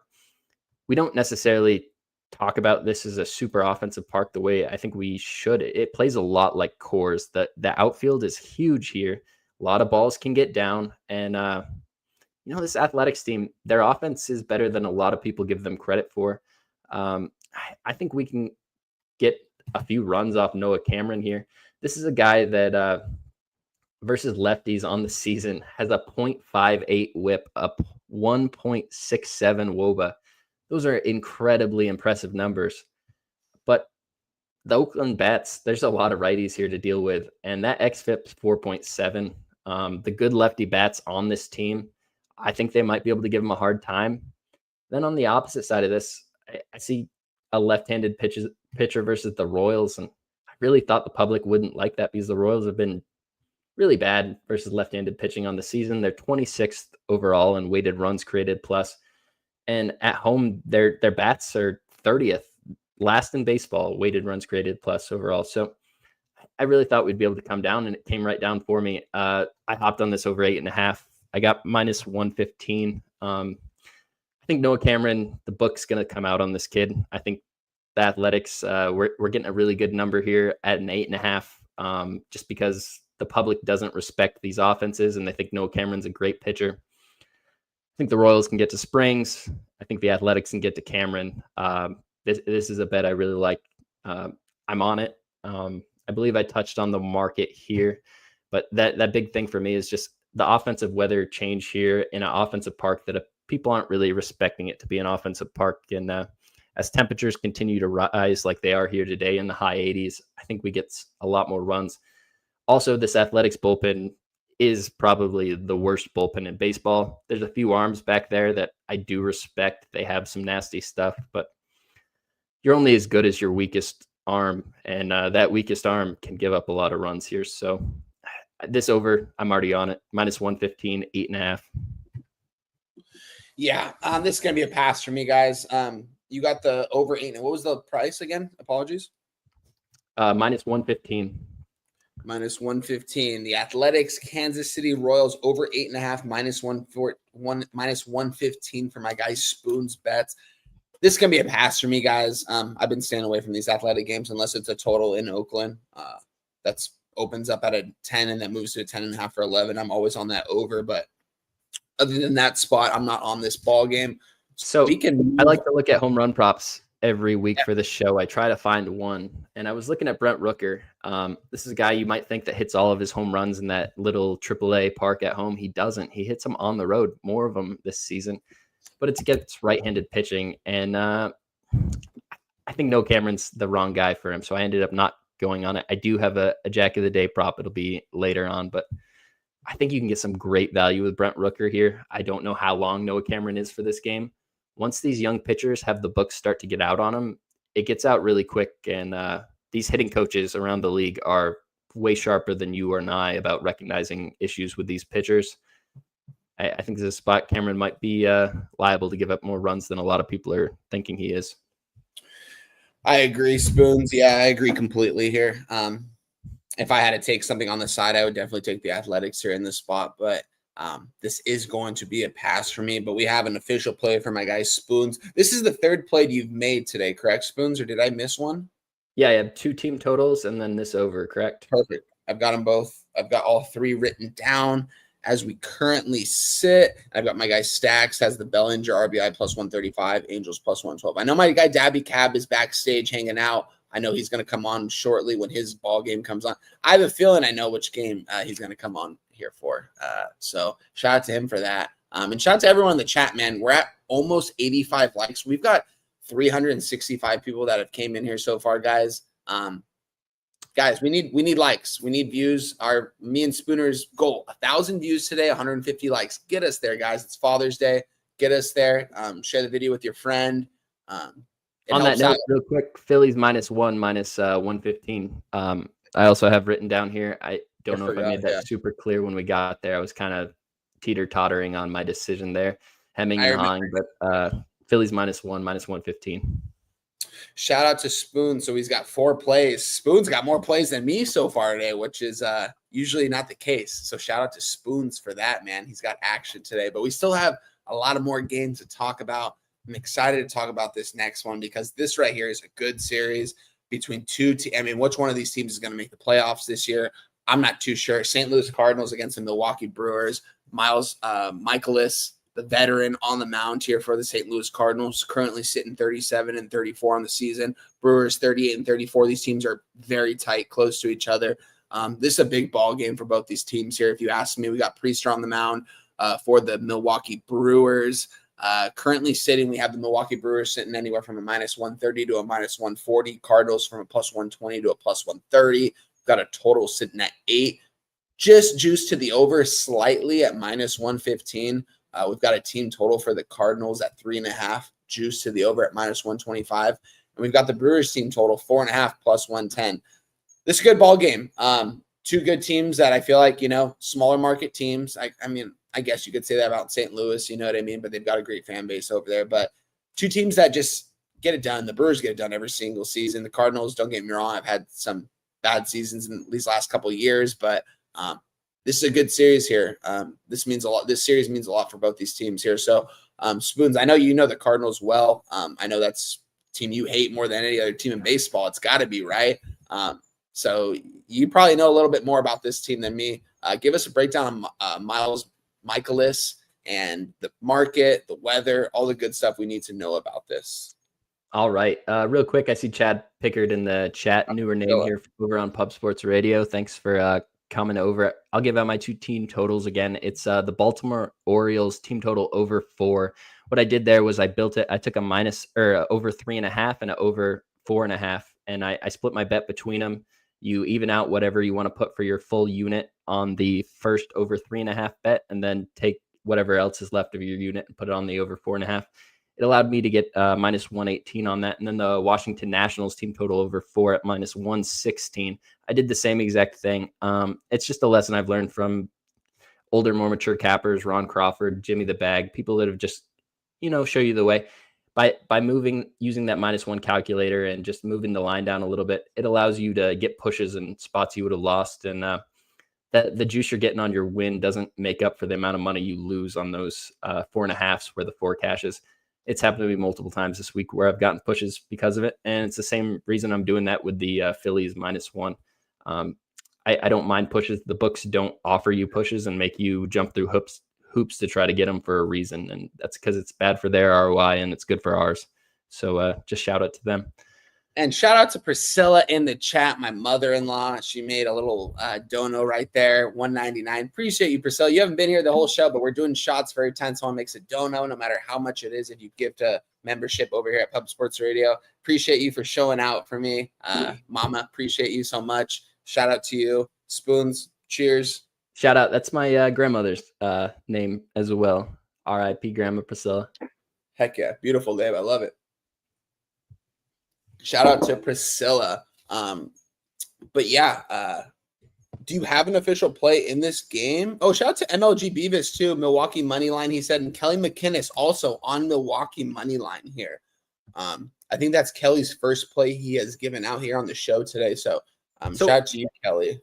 I'll get into this. So I was on the Cardinals yesterday. You mentioned this isn't a team I necessarily love. Wrigley actually had a spit up rag that was just a Cardinals logo on it when he was a baby. This is a team you just love to hate as a Cubs fan. And Miles Mikolas is a guy that's been impressive since he's come back over to the United States. He has shown the ability to be a really decent MLB pitcher, but I don't want to bury the lead here. And that's everybody getting plunked yesterday. Wilson Contreras, he stepped into the baseline catching a ball, tagging out first. The runner comes barreling down the line and just shoves into him. And immediately the Milwaukee Brewers are just yelling at Wilson Contreras from the dugout. And we got William Contreras in the dugout, his little brother, there for the Milwaukee Brewers. And Rhys Hoskins is right there, Rhys Hoskins. And you can see him very verbally getting into Wilson Contreras. They're chatting, yelling. And Wilson's telling him to bring it. And they show the replay. And Wilson touches the base and he puts his foot into the baseline. And yes, that is a little bit of a no-no as a first baseman. And we know that Wilson Contreras is a career catcher. This is an adopted spot. So in my opinion, it's nothing intentional. And the guy threw his body into Contreras trying to knock him over, and he got the bad end of the stick. And I think he was just a little upset about it. So Contreras comes up to the plate. They throw a ball outside, and I'm about to text one of my friends and say, hey, watch Contreras get plunked here. And before I could even send the text, he gets plunked. Rhys Hoskins then in revenge gets plunked. Both were very intentional. Both are first basemen, so they both had to yell at each other on first base. It was very funny. This brings me to my Jack of the Day play, William Contreras. You can get some great money on this play. I don't put a lot of money on any time I do a home run play. It's a bad bet. It's not something that you should be doing. But DraftKings has a pre-surge offer where you can put it up plus 200 or plus 250 today. I'm trying to pull it up real quick. And that's what I'm on. Contreras, this is a head case guy. I've loved him since his day as the Cubs, but he shows up in certain situations, and I think this is a great spot off Mikolas where he's just going to look really good. Off Quinn Priester where he just looks really good.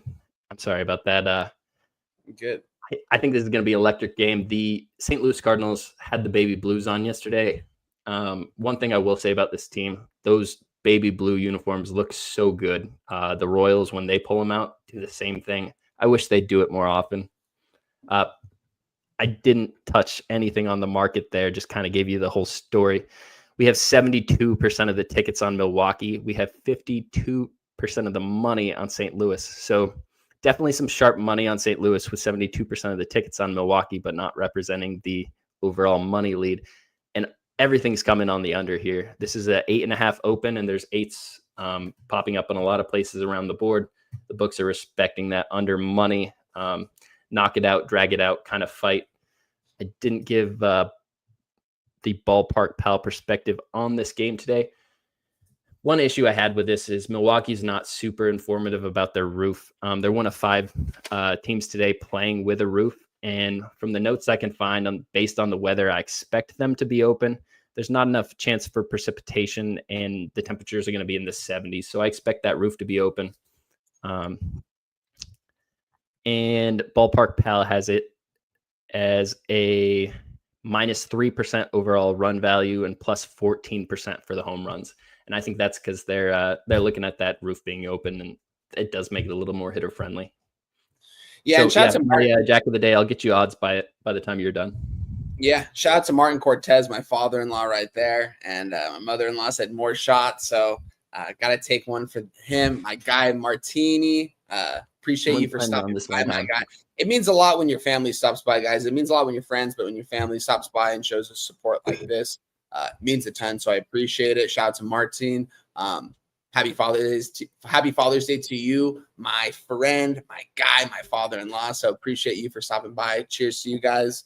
All right, guys. Goddamn.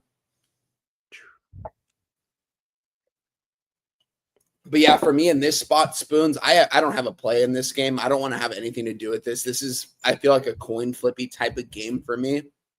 If I'm going to look at the total, I'm going to maybe take the over here. It's juiced a little bit to the over. I just don't have, nothing correlates for me in this game to actually move on this game. I've liked backing Miles Michaelis in certain spots this year, but I backed Priester in certain spots this year as well. Certain spots too.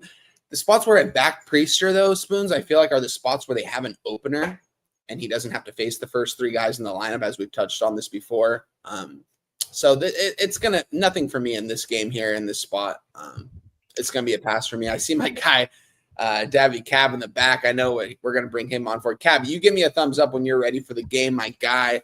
Oh, yeah. All right. Let's go. Without further ado, 550 overall odds for Wilson Contreras. If you want to use DraftKings bonus today, you can get plus 750, which tells me you can go just about any other book and probably get a plus 600 if you wanted to, because they do that like grocery store thing where they mark the value down and then tell you it's on sale for that boost day. Yeah. Right back one time. I'm sorry. I got to step away for just a sec. You're good. Willie Contreras +5. I mean, I like that look. I think I'm going to tail that look with my guy Spoons because, I mean, he touched on it. Willie Contreras comes up there that next at bat and he gets hit right away. What does he do? After the ball goes to the side, he goes off and grabs it and hands it back to Quintana and takes his base. Never seen anything quite like that before, but he knew that was coming. His brother was behind the plate on that. I'm sure his brother said, yo, you're getting fucking beamed right now. You know, just hopefully it doesn't come at your head. And it didn't. So, but that's just the way baseball is sometimes, guys. It's an eye for an eye. Sometimes you have to, if they knock one of your guys down, you got to go up there and knock one of their guys down right then and there. That's just what you have to do. Without further ado, oh, my guy, I'm going to bring on my guy first before we talk about this next one. My good friend here, my fucking brother right here, man. Got to kick it with this guy in San Antonio the last couple of years here. We got an Airbnb together last year. Pretty much kicked it the entire time.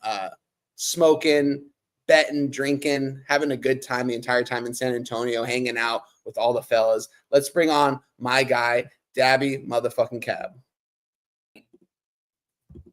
Sorry, Cab. What's up, Cab? Good, man. Good. I know how it is. Jose back there thinking we need him clicking buttons. We don't, Jose. It's okay. No, I'm just kidding, man. Shout out to Jose.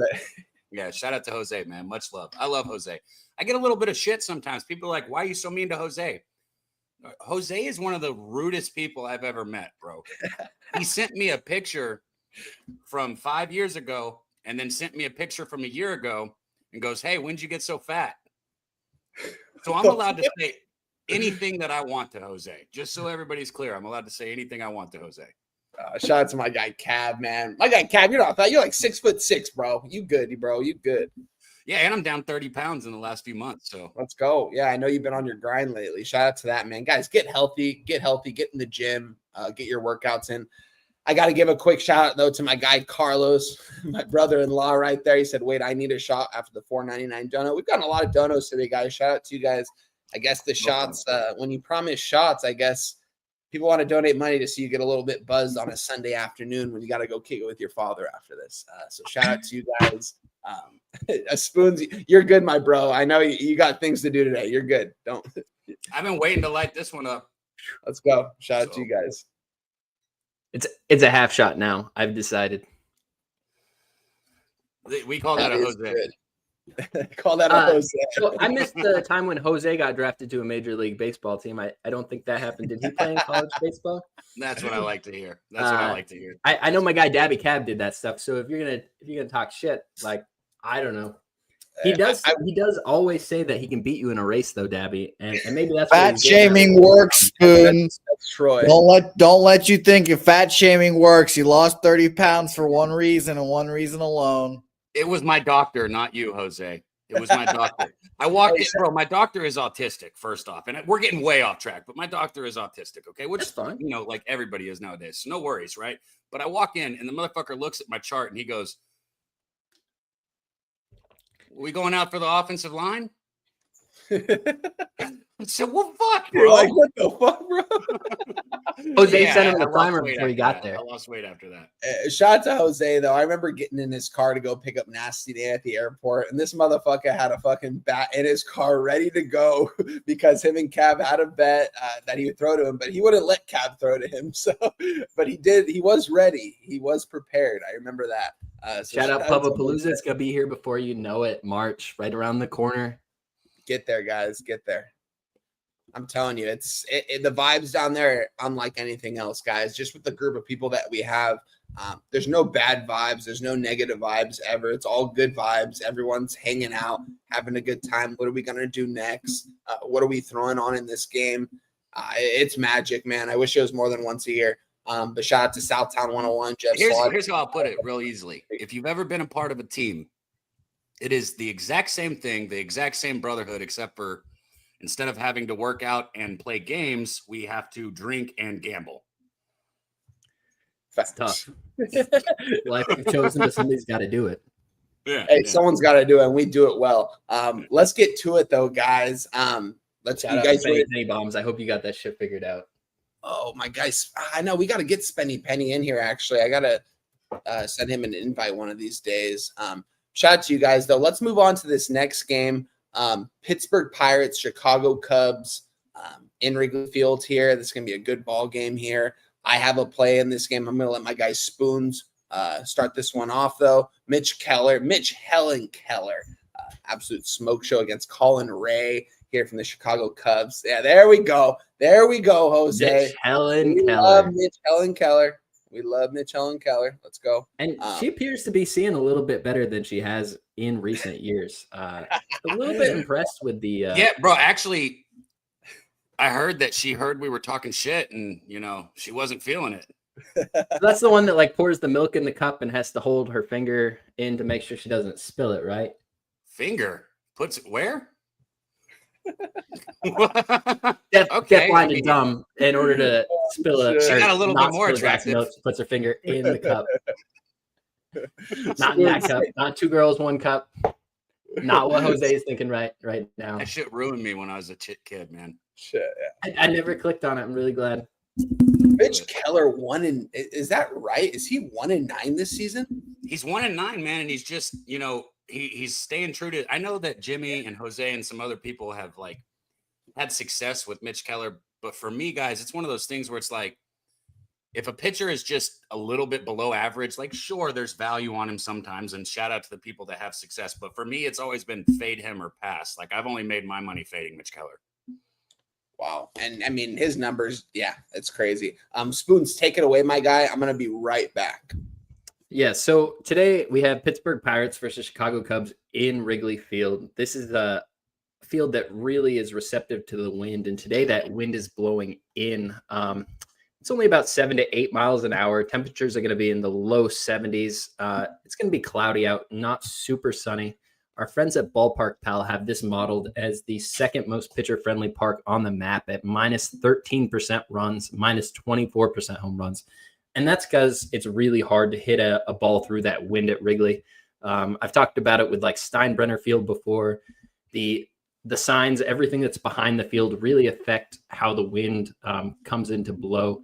And with the lake effect there with Chicago, everything, the buildings that are out there, they've never allowed people to really populate, add new buildings, and it lets the wind really affect this stadium. It's one of the most wind affected stadiums in any form of baseball that you'll see. So when the wind's blowing in, it's hard to score runs. And that's why you've seen this total move down from an 8 to a 7.5. I think this is a really good spot for an under. Shout out Jacob in the chat. I see he got an under 8 last night at -120. Paid a little bit of juice for it. That 8 is gone. That 7.5 is gone. There's 7s in most spots. The 7s are on offshores. Some of the more public books are still giving you that 7.5, and I think that 7.5 under is live. I ultimately did not move on this game. The Cubs bullpen gives me a little bit of heebie-jeebies. It's just, I think they've overperformed really at this point in the season. And Daniel Palencia is the guy that I give all the flowers to for making us overperform. And he's pitched on 3 days straight. And without him back there, I don't know who I'm trusting. Ryan Presley's gone 2 out of 3. Brad Keller's gone 2 out of 3.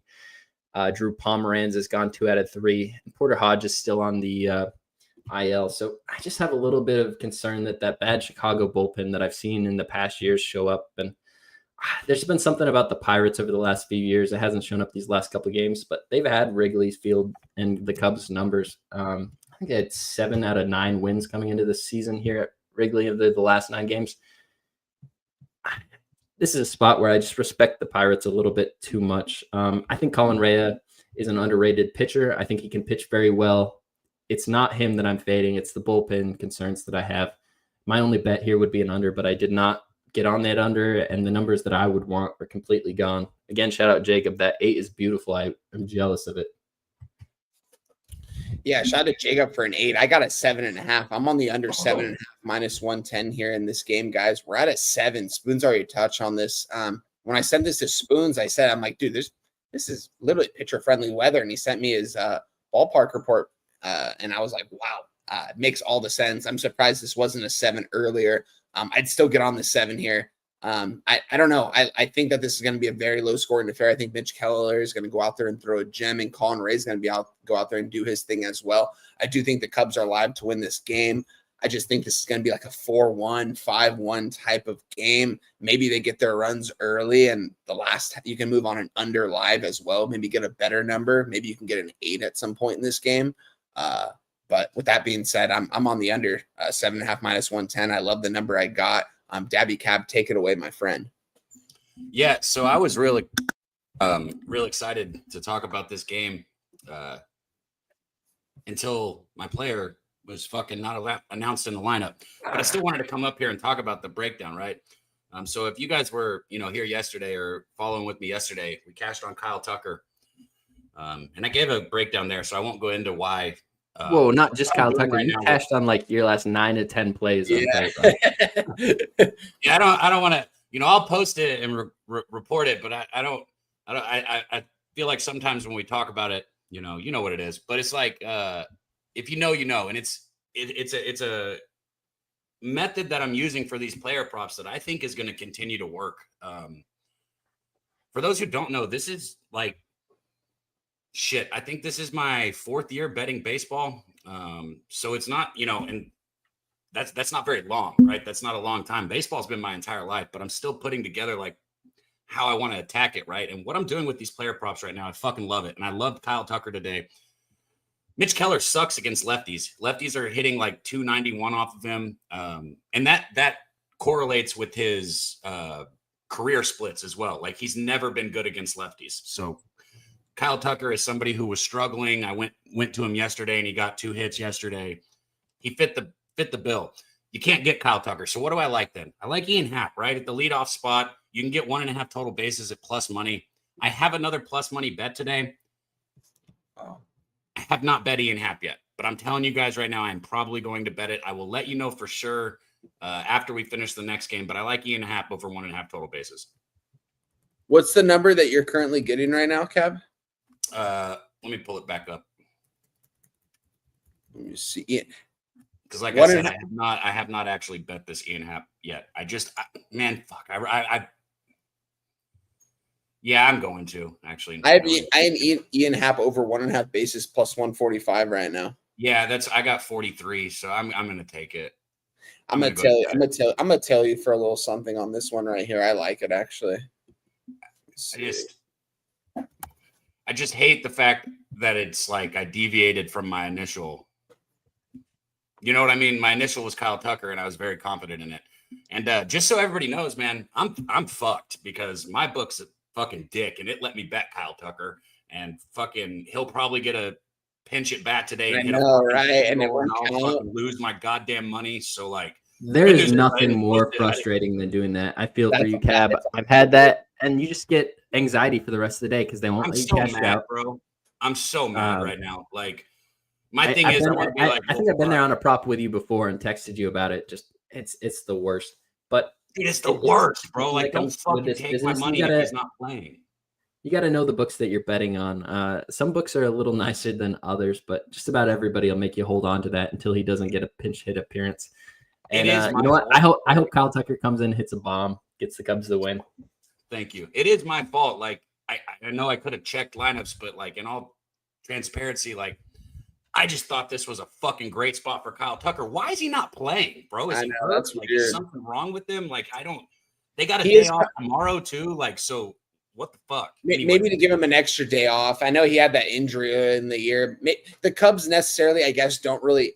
The Cubs are playing such good baseball right now. I guess rest him as much as you can because you need the Cubs. I mean, the Cubs make a run this season, guys. They need Kyle Tucker in that lineup playing every single day. I've talked about it for a couple of years now. Kyle Tucker. I mean, I've taken it for the last couple of years. Like his MVP prop every single year. It seems like I take Kyle Tucker because I just think he's so close, and this guy's got so much. His bat is so good. He's a good defensive right fielder. This guy's got every tool in the shed, but they need to keep him healthy. Swag too, man. Swag. Yeah, he does. He does, dude. Carries himself well in the field. I love Kyle Tucker, man. So shout out to him. Shout out to AOD in the building too, as well. And then I see Kelly McKennis. Well, fellas, I ended up with a call asking me to go golfing here right away. I will be listening but not responding. It was a pleasure to finally catch a show and support. Appreciate you, Kelly, man. McKennis, man. Thank you, Kelly. You're an OG of this spot. I love to see you in the chat every week. Thank you for giving us your time. Hopefully, you're getting something out of it.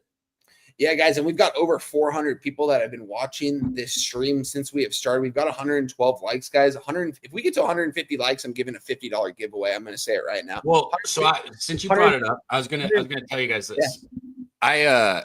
I tried to do a giveaway when I was quote unquote producing it for you guys a couple weeks ago, and I was not thinking because you guys post your bets and. Fuck, man. By the time games go on like right then, dude, it's tough. Yeah, everything fucking started. So that's on me, right? And then I was looking through it, and like there were a couple that hadn't started yet, but I fucked it all up for everyone because your bets had already started by the time I saw it. So the late game, I'm gonna make it simple. You got one fucking game. Leave your comments on the late game. I will pick 2 people, and I will give whoever wins $25 tomorrow. All you have to do is be in the chat on Medicate Monday. And if your bet wins on the late game, you'll get 25. And to be clear, post that as soon as the video ends, not the live chat right now. There's 2 different chats for the way that YouTube works. As soon as our video ends, you will be able to post a regular comment. That's where Dabby's going to go to find those spots. So if you want to be entered for a chance to win some free money to add to your bankroll, go ahead, do that right after the show. I'm sure there's some sharp people in the chat. Every time we do this, I explain exactly what Spoon just explained, and people still drop the fucking bets in here, which is great. We want to see them, but comment after the show. After the show, comment your bets on the late game tonight. I'm going to pick 2 people. Facts. And I'm going to match Dabby Cab's $25. So it's up to $50, guys. All you have to do is leave a comment in the Sunday night baseball game. Make sure we need 150 likes, though, on this video. And make sure to comment on the video tomorrow for Medicate Monday. Hit the like button for that as well. $50 coming your way, though, guys. Me and Cab will talk about it, which play we want to take when we see your guys' comments for tonight's game. But yeah, let's move on to this next game unless you guys have anything else in this ball game. Let's go right on ahead. Yeah, let's go to Texas, man. Take it away, Spoons. Chicago White Sox, Texas Rangers, Savali against Kumar Rocker here. Take it away, my guy. So we have Globe Life Field today, home of the Rangers. The roof will be closed here at this park. So that does change like how I look at the weather as far as wind and everything goes. Obviously not getting any wind in a dome. Still, this is going to be a minus 4% runs overall, minus 10% doubles and triples, plus 4% home runs.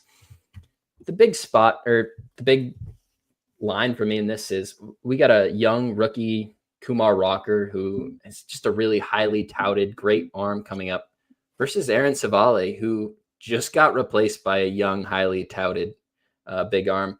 Jacob Mizorowski came up for the Milwaukee Brewers this week, and a lot of people are very excited about this guy's arm. He's got 103 in his back pocket, a slider, a changeup, or no changeup, but a curve. He's a guy I don't know how much faith I necessarily have in him, but as soon as he got called up, Aaron Savale said, "I request a trade." And they said, "All right, bud, get right out of here." They sent him to the White Sox. That's the equivalent of being sent to purgatory.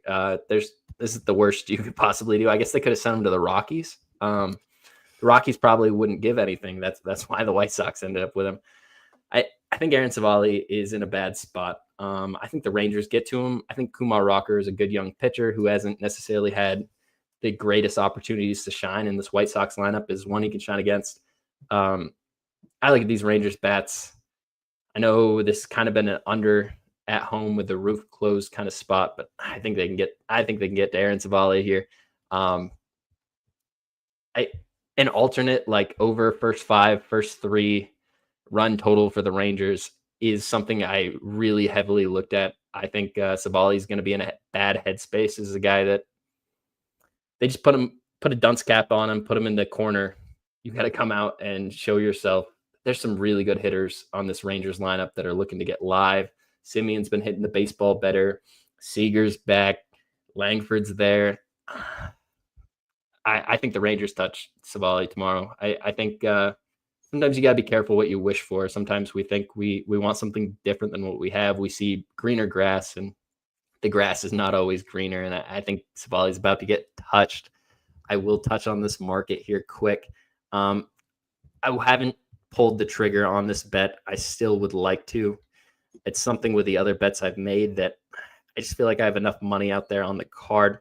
We have 56% of the tickets on Texas and only 52% of the money. We have 54% of the tickets on the under and 73% of the cash on that under. This under opened at an 8, and we have 8.5s at a lot of books with all the money on the under. Wow. Very suspicious to me.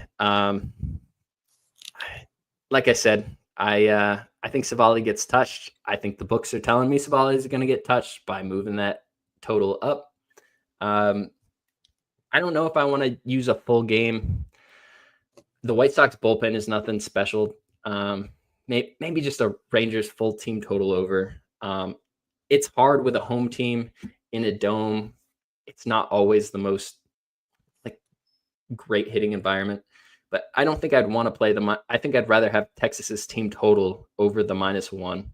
You got Smith, Langford, Seager, Simeon, Carter, Berger, Garcia, Higuabashi, Duran. I think this is a spot where Texas can really be successful here. I haven't moved yet. If I do, I will tweet it out on my X. I haven't put my plays out yet. Everything will be tweeted out right after the show. I was kind of hoping to get people to come in and find the play. Yeah. Shout out to my guy, Big Show Picks in the building. Well, it's the Big Show. Let's go, Big Show. 7 over. I like it. Guy.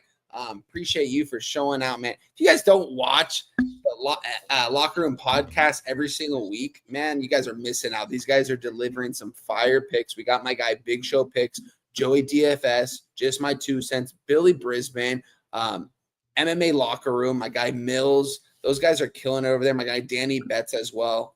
Love kicking it with Danny in San Antonio every single year. Shout out to him. Appreciate you guys for always showing out and showing support for this show. Love what you guys are doing over there. Give them a follow. Give them a watch every single week. MMA Locker Room podcast. Just My 2 Cents. He's killing it in baseball too. This guy is finding his stride. They're all killing it over there, man. I've never seen somebody just deliver a line more smooth. I think Millsy missed his career as an actual rapper, and I'm glad that we got him here at Pub Sports Radio because the lines that come out of this guy's mouth just incredible. It's smooth, man. Especially on Mondays, he comes on and it makes me think, man, shit, I don't put enough effort into the way I say things. But Billy Briz too. Shout out Joey DFS. Everybody gets your flowers. All those guys, man, all the boys over there, man, they're killing it. They're giving you guys great content every single week. Shout out to Mills. I actually meant to reach out to him this week. I'm going to reach out to him this week for coming on next week because that guy's props are absolutely fire. I don't know if you caught it one time, but 2 cents, shit, he was dropping us winners in college football. Like, oh, yeah. Yeah. I remember, dude. Yeah. Dude, Cab, speaking of which, man, what are we, 70 days away, man? Shit. All right, 70 days away, and we've talked about it. We've told you guys, Wine Time and me are going to do something special. I agree with everything you said, everything we talked about. We're going to get the videos up, though. The transfer portal one, I think, is going to be great. So college football content is going to start coming soon. So anybody who wants to, get that Phil Steele and start early, we're doing it. Facts, yeah. Shout out Phil Steele. Great content. If you're looking for a primer to get a little bit sharper in NCAA football, I've already got mine. You can get a hard copy or an online copy. It's great information. No free ads, but he deserves it. It's fire. My guy DJ Big Boss, he's been sending me the link with his info every single year. And shout out to my guy DJ Big Boss for doing that. And Moose Money Bets. He's starting the forget what is it? The Moose letter. I can't think of exactly. Well, I fucked it up. I don't know if it's drive or dive because it's one of the two, and I get it wrong every time. But it's Moose Dive. Moose Dive. Dive. This man puts a lot of work into it. He's not asking for money back, and just go to his ex at Moose Money Bets. Shoot him a message with your email. He'll give you all of his work for free. This guy is putting in a ton of effort for this too. Yeah, shout out to Moose. He texted me the other day. He's like, got killed in baseball. I just did so much research in college football today. And he shared so much great knowledge that, guys, I mean, in a couple of weeks here, I'm going to start really diving into college football. And me and Dabby Cab are going to be bringing you guys some really good content coming up. So be on the lookout for that. I'm excited, man. There's nothing like waking up on Saturday mornings with college football on, man. It's unlike anything else. So shout out to you guys all for that. Nothing for me in this ball game, though. Let's move on to this next game here. We've got Cleveland Guardians. Or Cab, you got anything in this one? Yeah, I was gonna say y'all want me my bet, and then I'll fuck off. Oh yeah, let's hear it. SL6789222. I'm ruining you good, Cab. You could stay the whole time, man. He couldn't see my second comment when I said "suck a dick," so I just wanted to make sure because the chat edits it. So I wanted to make sure you got that. But in this game, guys. Josh Smith, I've been fucking saying it. I've been saying it. Let's look at his last 6 games, okay? The leadoff for the Rangers, I got to pull this back up because we got kind of sidetracked. And I bet him I got plus 122 over 1.5 total bases. So I'll just go ahead and say that. But if we look at Josh Smith's last 6 games here, let's see. 2 hits with 2 doubles yesterday, 2 hits with a home run 2 games ago, 2 hits with a home run 3 games ago, 2 hits with a double 4 games ago, 2 hits, no extra bases, but 2 hits 5 games ago. Oh, let's go. 2 hits and a double 6. What the fuck? You want me to keep going? This dude is lights out right now. Nobody's fucking betting him, obviously, because his number's not moving. So even if he does not cash it today, bet fucking Josh Smith. I don't know how else to say it. There you go. You're welcome, Josh Smith. Hey, you guys are killing it here, man. Absolutely love what y'all are doing. This is one of the best shows to come to the channel in a while. So I'm so excited to keep tuning in and be a part of it. Thank y'all for having me. Everybody in the chat, hit the like button, leave a comment after the show with a bet for tonight's late night game. If I pick your bet and you get it right, we're going to give you $25 tomorrow on the sesh. We're giving 2 people $25. So leave a comment with the bet, and we'll see you guys soon, man.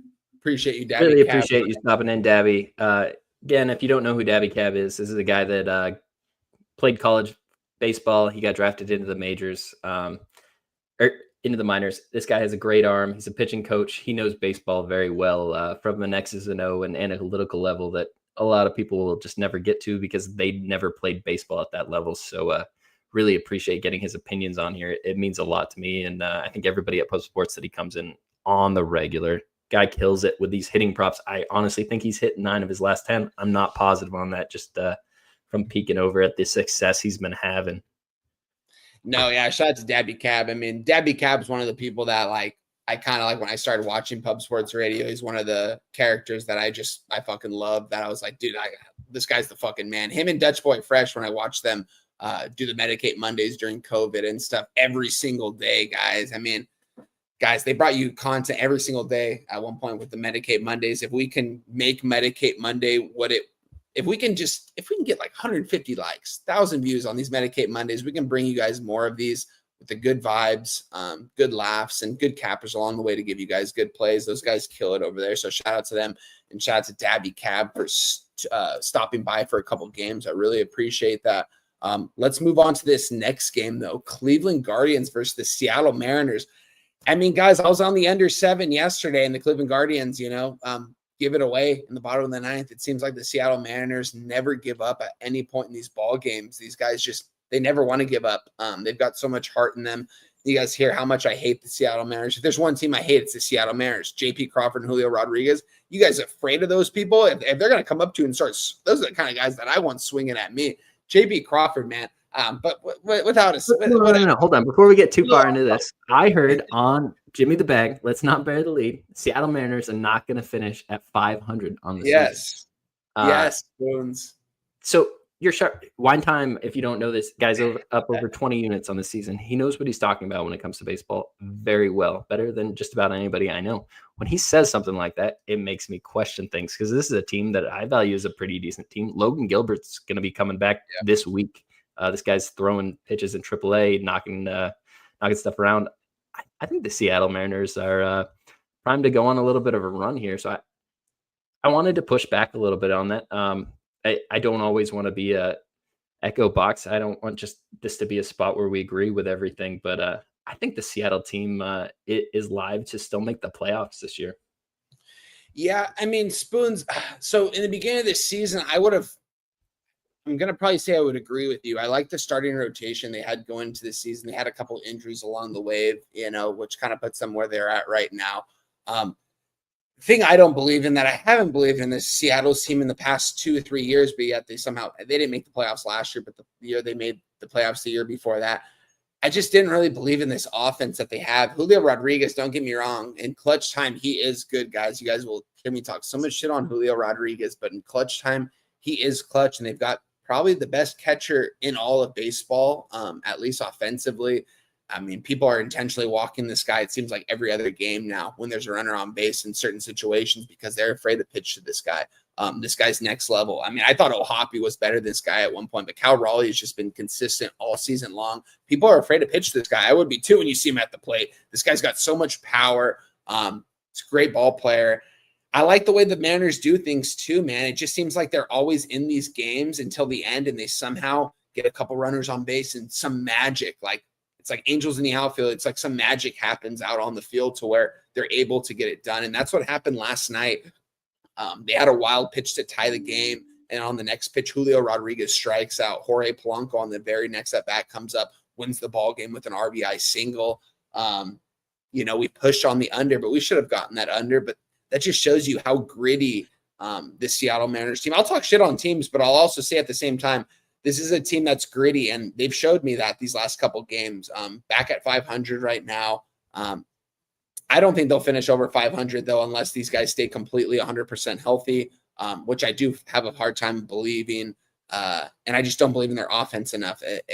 And that's just it for me. And I could be wrong on this, guys, because I was wrong on it 2 years ago when they made that run in the playoffs. I remember thinking like this team is dead in the water halfway through the season. I've kind of always thought about this team. They fired Scott Spritzer last year, didn't make the playoffs. This year, I see them as about a 500 team. I don't see them like 10 games under 500, maybe 4 to 5 games under 500 by the end of the season, but this is around a 500 ball club. Don't get me wrong, though. This team, they don't give up. That's the thing. They do have heart. I will admit that. The Seattle Mariners do have heart. So for this game, really just 3 bats. You've said it over and over again. Once we get past those 3 bats, this offense leaves a lot to be desired. And while there's a lot of good pitchers here, pitchers and 3 bats can't win every game. So I did heavily think about what you were saying. And if you look into it, it's absurd the amount of offensive production the Mariners have gotten out of Cal Riley, JP Crawford, and especially JP Blanco. JP's barely touching. And if you guys look at his bat speed and the ball, that like the speed of the ball coming off the bat, it's low. I mean, he's getting lucky in a lot of these situations. Man, I'm just talking shit on JP Crawford. I hate to say that too. He's a local guy down me. He's 20 minutes away, Lakewood. I was talking shit with a couple of his buddies when the Angels played the Mariners 3 years ago, and Carlos Estevez gave up the grand slam, and I was talking shit to his buddies. That's probably why I don't like J.P. Crawford, because I don't like his friends that come to the ball games. But with that being said, nothing for me in this spot. It's going to be a pass for me. The Mariners are showing heart this series, and the Cleveland Guardians clearly aren't because they're blowing these games. I have a lean towards the Mariners. You know what I mean? I have a lean towards the Mariners in this spot, but nothing official for me. Yeah, so this is really pitcher-friendly weather here today. This is another stadium that has a roof. They really only close the roof here when they expect rain, and rain is not in the forecast as far as what I'm looking at in Seattle today.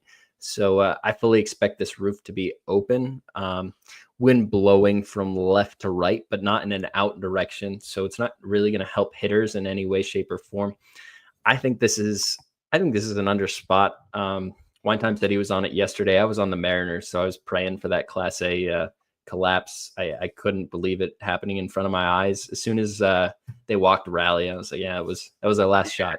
That's the bat I needed to do it. And hey, it came through. I was really excited. But as far as runs going tonight, I don't think that's going to happen again. I think this is an under spot. I haven't moved on it yet. 67% of the tickets have come in on the under. 90% of the money has come in on the under. This line opened at a 7.5, and we're now at an 8. So the books are saying anybody that wants to take that under, go ahead, take it. It's all yours. Ultimately, that's what's going to keep me off this under. The books don't do that for any reason. They have a sharp feeling the other way. So I see Luis Ortiz and Emerson Hancock as pitchers I believe the public has bad opinions of, but I don't. I think Luis Ortiz pitched for a while for the Pirates in the NL Central there. I think this is a guy that can pitch well, especially in a pitcher-friendly park like this, which you'll find in T-Mobile tonight. Also, Hancock, a lot of people don't really like him, but this guy has stuff to be successful at the major league level. I think we'd high him and hold better regards if he didn't play for the Mariners, a team that had just so many really good starters on it already. But I have a strong lean to the under. The way the market's responding to that cash from the under tells me I'm wrong. So I'll just leave my money in my wallet and not do anything with it.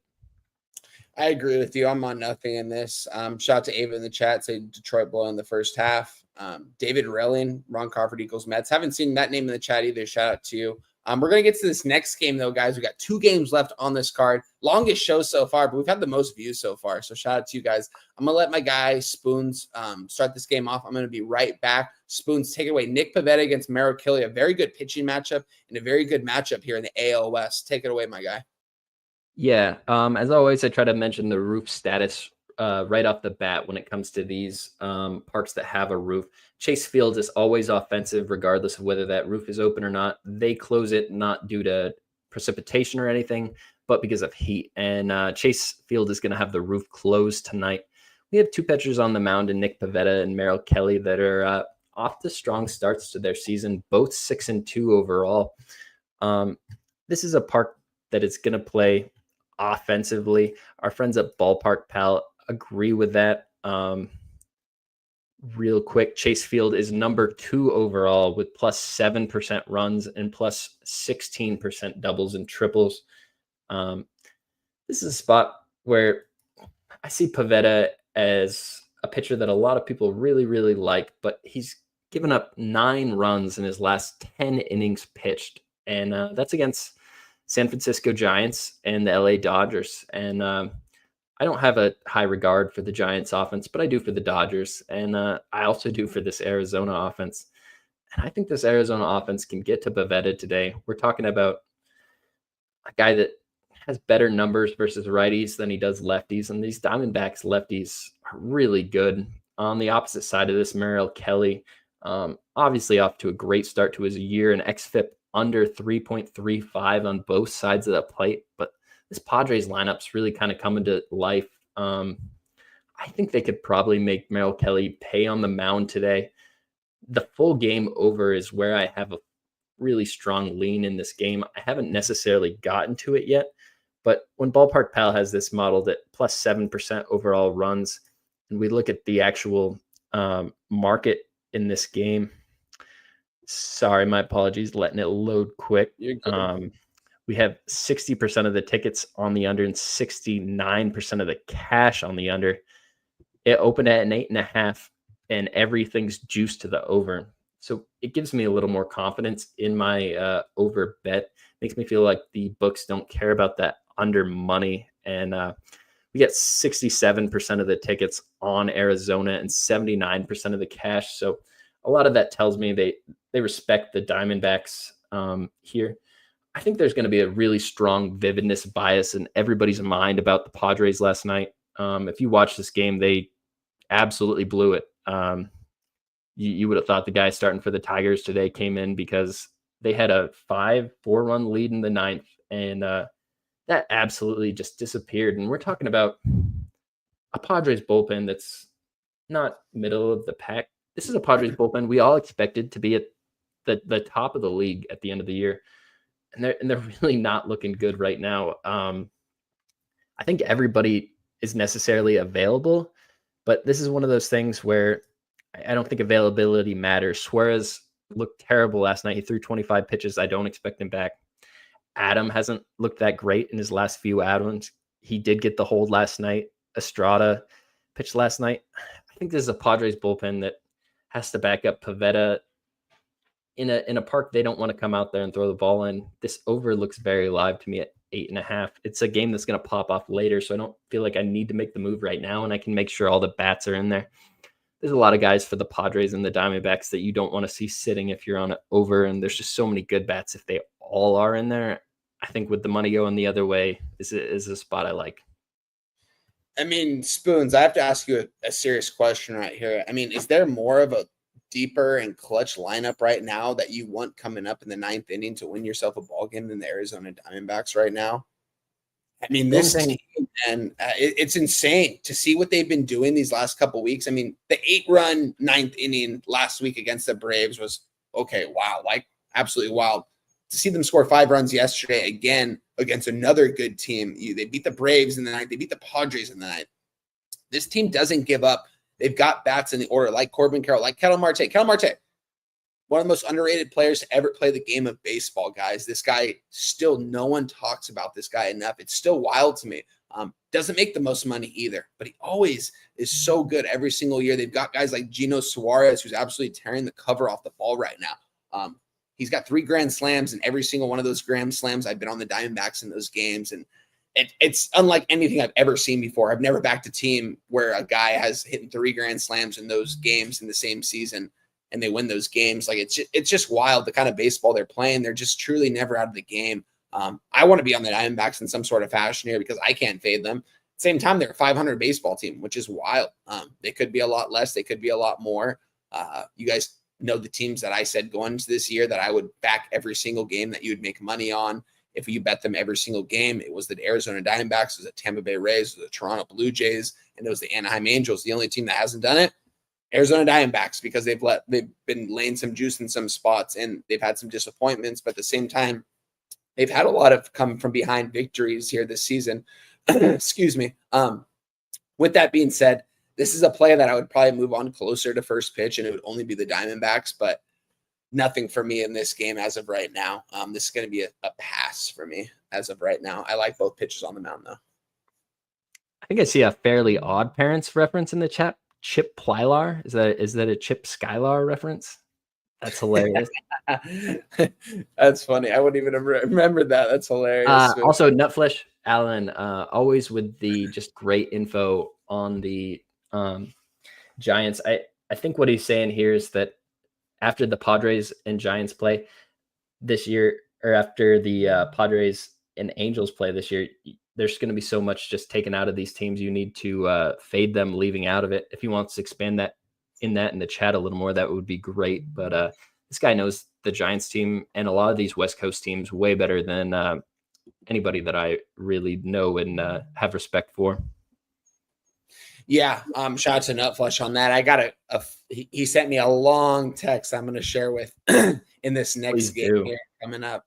Yeah, San Francisco Giants, LA Dodgers here, guys. We talked about the Yankees and Red Sox earlier. Another series right here where, I mean, two fan bases that absolutely hate each other. Whatever stadium you go to, people are going to be talking shit. One of my good buddies, he's a big-time Dodger fan. He was in San Diego for the Dodger game. He said from the time he got to San Diego, he was getting heckled by people driving by, talking shit, spitting at him, all kinds of wild-ass shit. And he told me his girlfriend was mad at him because he was talking shit back. And I was like, oh, well, good for you, my man. But shout out to him for that. But San Francisco Giants, LA Dodgers, big rivalry here.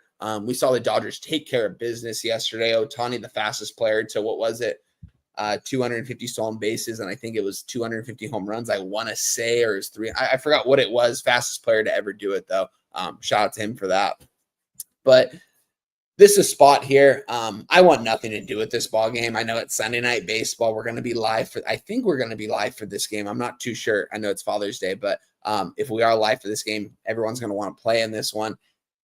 It's not necessarily a play I want to necessarily move on, I think, in this spot here. I'd rather give you guys the over 10.5 in the Louisville, Arizona game that's going to start off here in about 45 minutes. College baseball. Louisville's on the brink of elimination. They need this ball game. I would take Louisville on the money line plus 120, but I'm personally just going to take runs because I've seen Louisville hit and I've seen Arizona hit. I think they're going to be able to score runs. We've got two totals today, one at 10.5, one at 9 in college baseball. I'm going to take the over 10.5 juiced minus 125. Not an official play I'm giving on the show, but I'm just kind of giving that as a substitute pick because I know Sunday Night Baseball is a very popular. People want plays in these baseball picks. I love to hear it one time.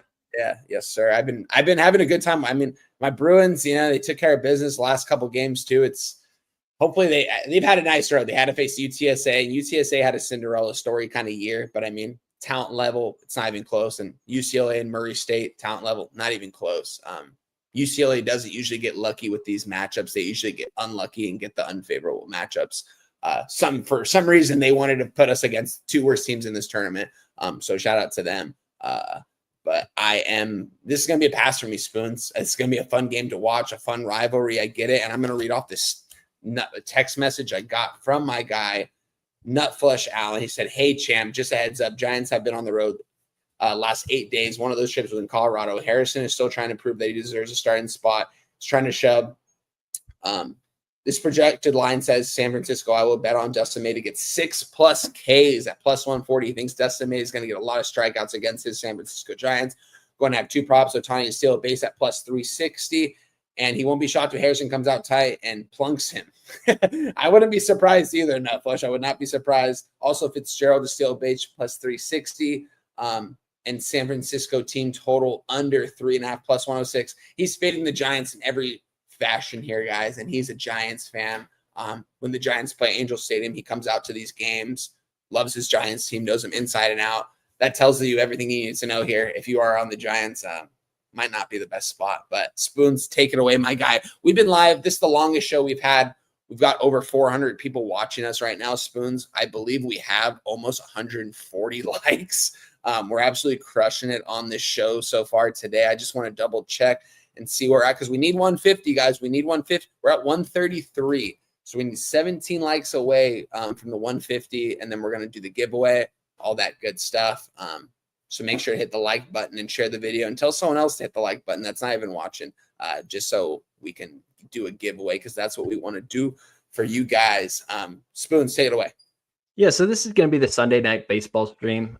Generally, our guy Jose Bouquet is going to have a Sunday Night Baseball stream. I believe with Father's Day being here tonight, he's going to take the day off.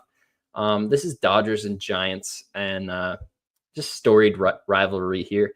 I think Dustin May has had kind of a rocky start to his season. This is a pitcher I expect to start pitching a lot better. He gave up 5 runs to the Padres in his last outing.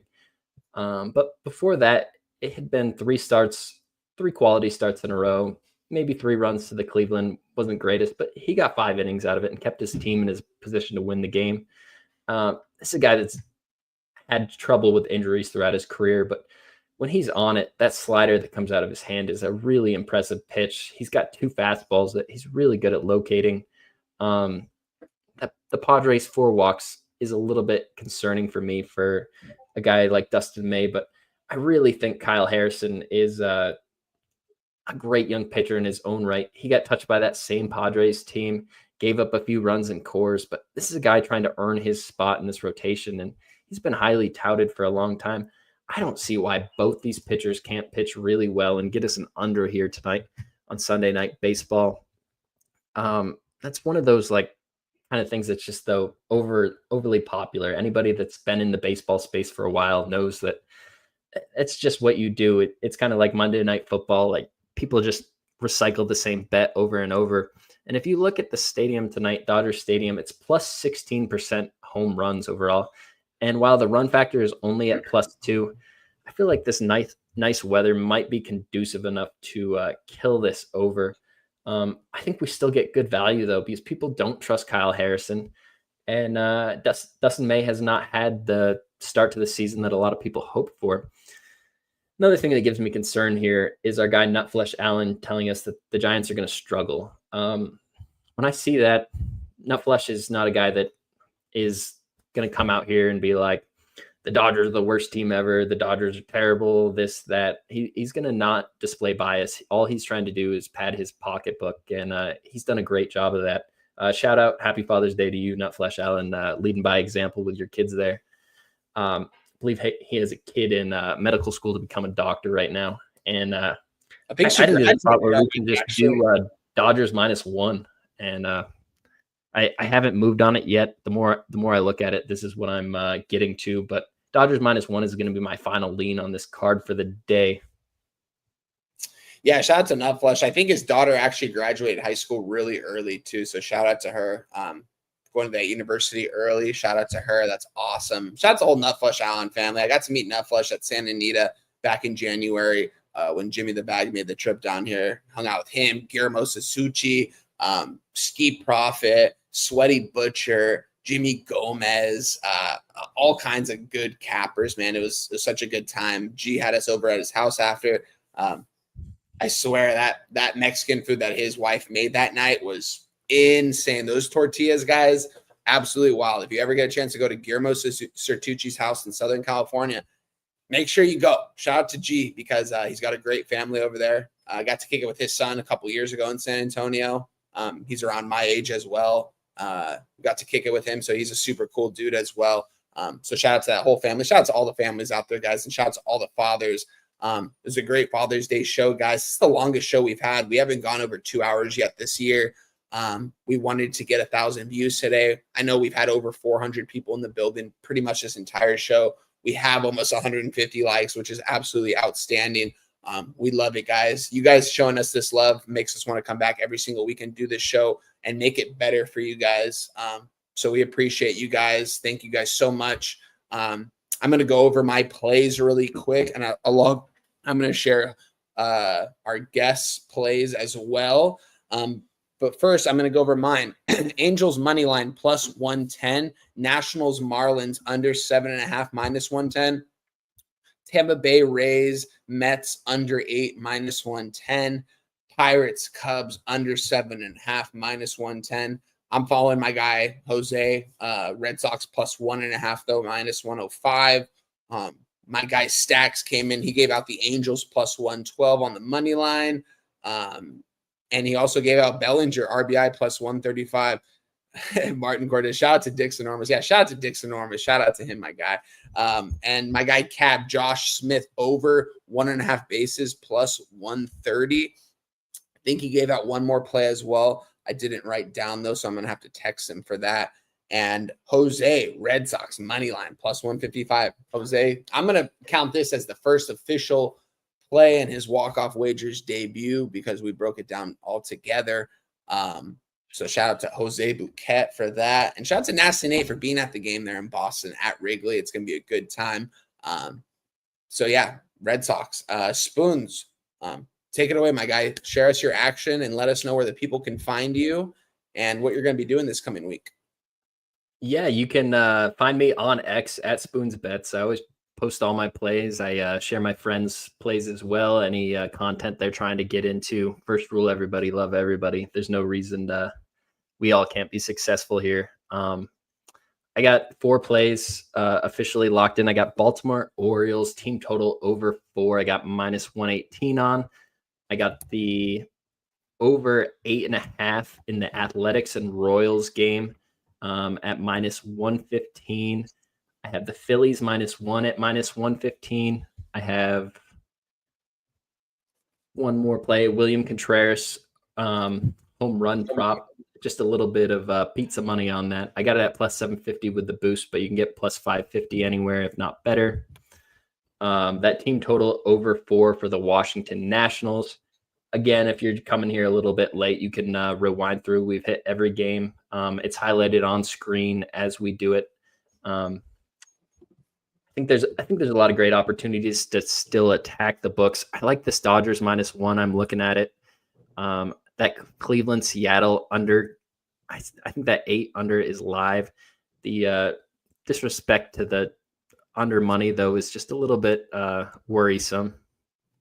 That's all I have for right now, but I will definitely post all my plays on my X, and you can find me on Jimmy the Bag Show. I go on through the entire MLB card every Thursday with him, and on Kyle Kerm's The Sauce Network Mondays and Fridays, just reoccurring guests going through the baseball cards with him and Toasty.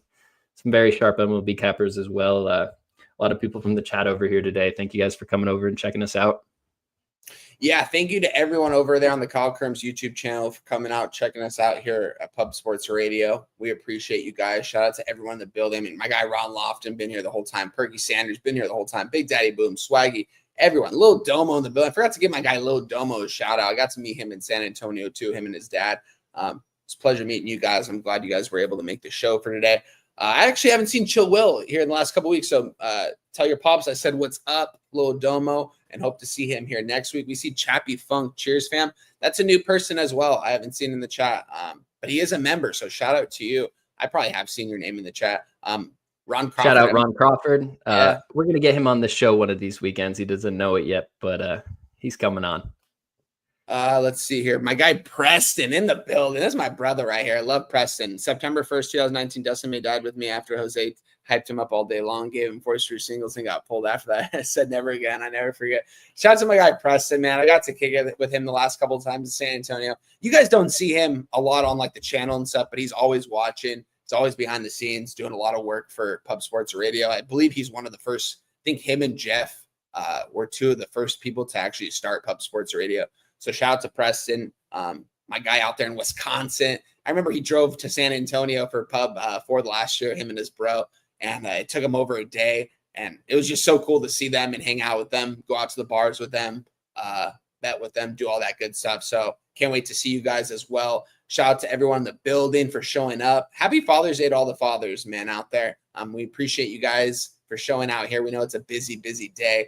I mean, it's 1:30 over there pretty much on the East Coast, so it's only 10:25 over here on the West Coast. Still pretty early for me, but shout out to you guys for being here. Let's get money, guys. We're 5 likes away from 150, which means we're 5 likes away from a giveaway. All you have to do is comment in down below after the show is over your favorite play for tonight's game. Me and Cab will pick it out, and we will let you know before the game actually starts if we're going to tell that pick. We're not going to tell you afterwards. We're going to tell you before, as long as we get 150 likes on this. You'll have $50 coming your way. So shout out to you guys. Make sure to leave your best bet for Sunday Night Baseball tonight. I don't have a bet in it, so maybe that's what I'm saying. I'm looking for one, so I'll tell you guys. Spoons, anything you want to say before we get out of here? Yeah, I definitely just want to reiterate that it's a free chance to just pad your bankroll. Anybody that gets selected, I'll go ahead and shout out on X if I follow you or if you follow me, and just make it a little easier for that. Show up tomorrow at Medicate Monday to get your cash. Yes. These guys, it's not just a baseball show over there. Dutch Boy Fresh, I talked about Mills just being all in the game with, should have been a rapper. Dutch Boy Fresh is in the same class, just hitting you with game every week. They break down everything from basketball to hockey to baseball. They look at some funny clips. They just have a great time, and it's a chance for you to get some free money. So please go ahead and check them out. And my guy in this space, Jimmy the Bag, just like mentor as you learn how to bet. He just knows so much. Tuesday through Friday, betting with the bag. You got to check it out if you've never seen it. This guy's makes his money off this. And you look 3 months, he's on a heater. It's the most impressive thing. My guy Wine Time's in there twice a week helping him out. I'm in there once a week. It's great stuff. As always, thank you all for popping in this week. I appreciate it. Hope to see you again next week. Yeah, guys, you mentioned it. Tune into Medicate Monday every Monday on Pub Sports Radio with Dabby, Cabin, Dutch Boy Fresh, and the rest of the crew. They're going to be hanging out. Yeah, and happy Father's Day to everyone. Shout out to Spoons for that as well. Shout out to you, my guy. Shout out to all the fathers out there. I hope you guys have a great day. Your family takes you out to a nice meal. You guys are able to, most importantly, spend some quality time together. That's the most important thing here. And let's get paid, guys. I appreciate you guys as always for tuning in. Remember, I'm going to say it one more time. We're 3 likes away from 150. We got to get 150. Leave a comment for your game tonight. Me and Cab are going to pick it out of one of the plays. We'll let you know if we tail it or not, and then we will send it over to you on Monday. Appreciate you guys as always, man. Can't wait to have you guys back here next Sunday and every Sunday on Walk-Off Wagers. Hit the like button on your way out. Share it with a friend. And let's leche those bookmakers, baby. Let's go.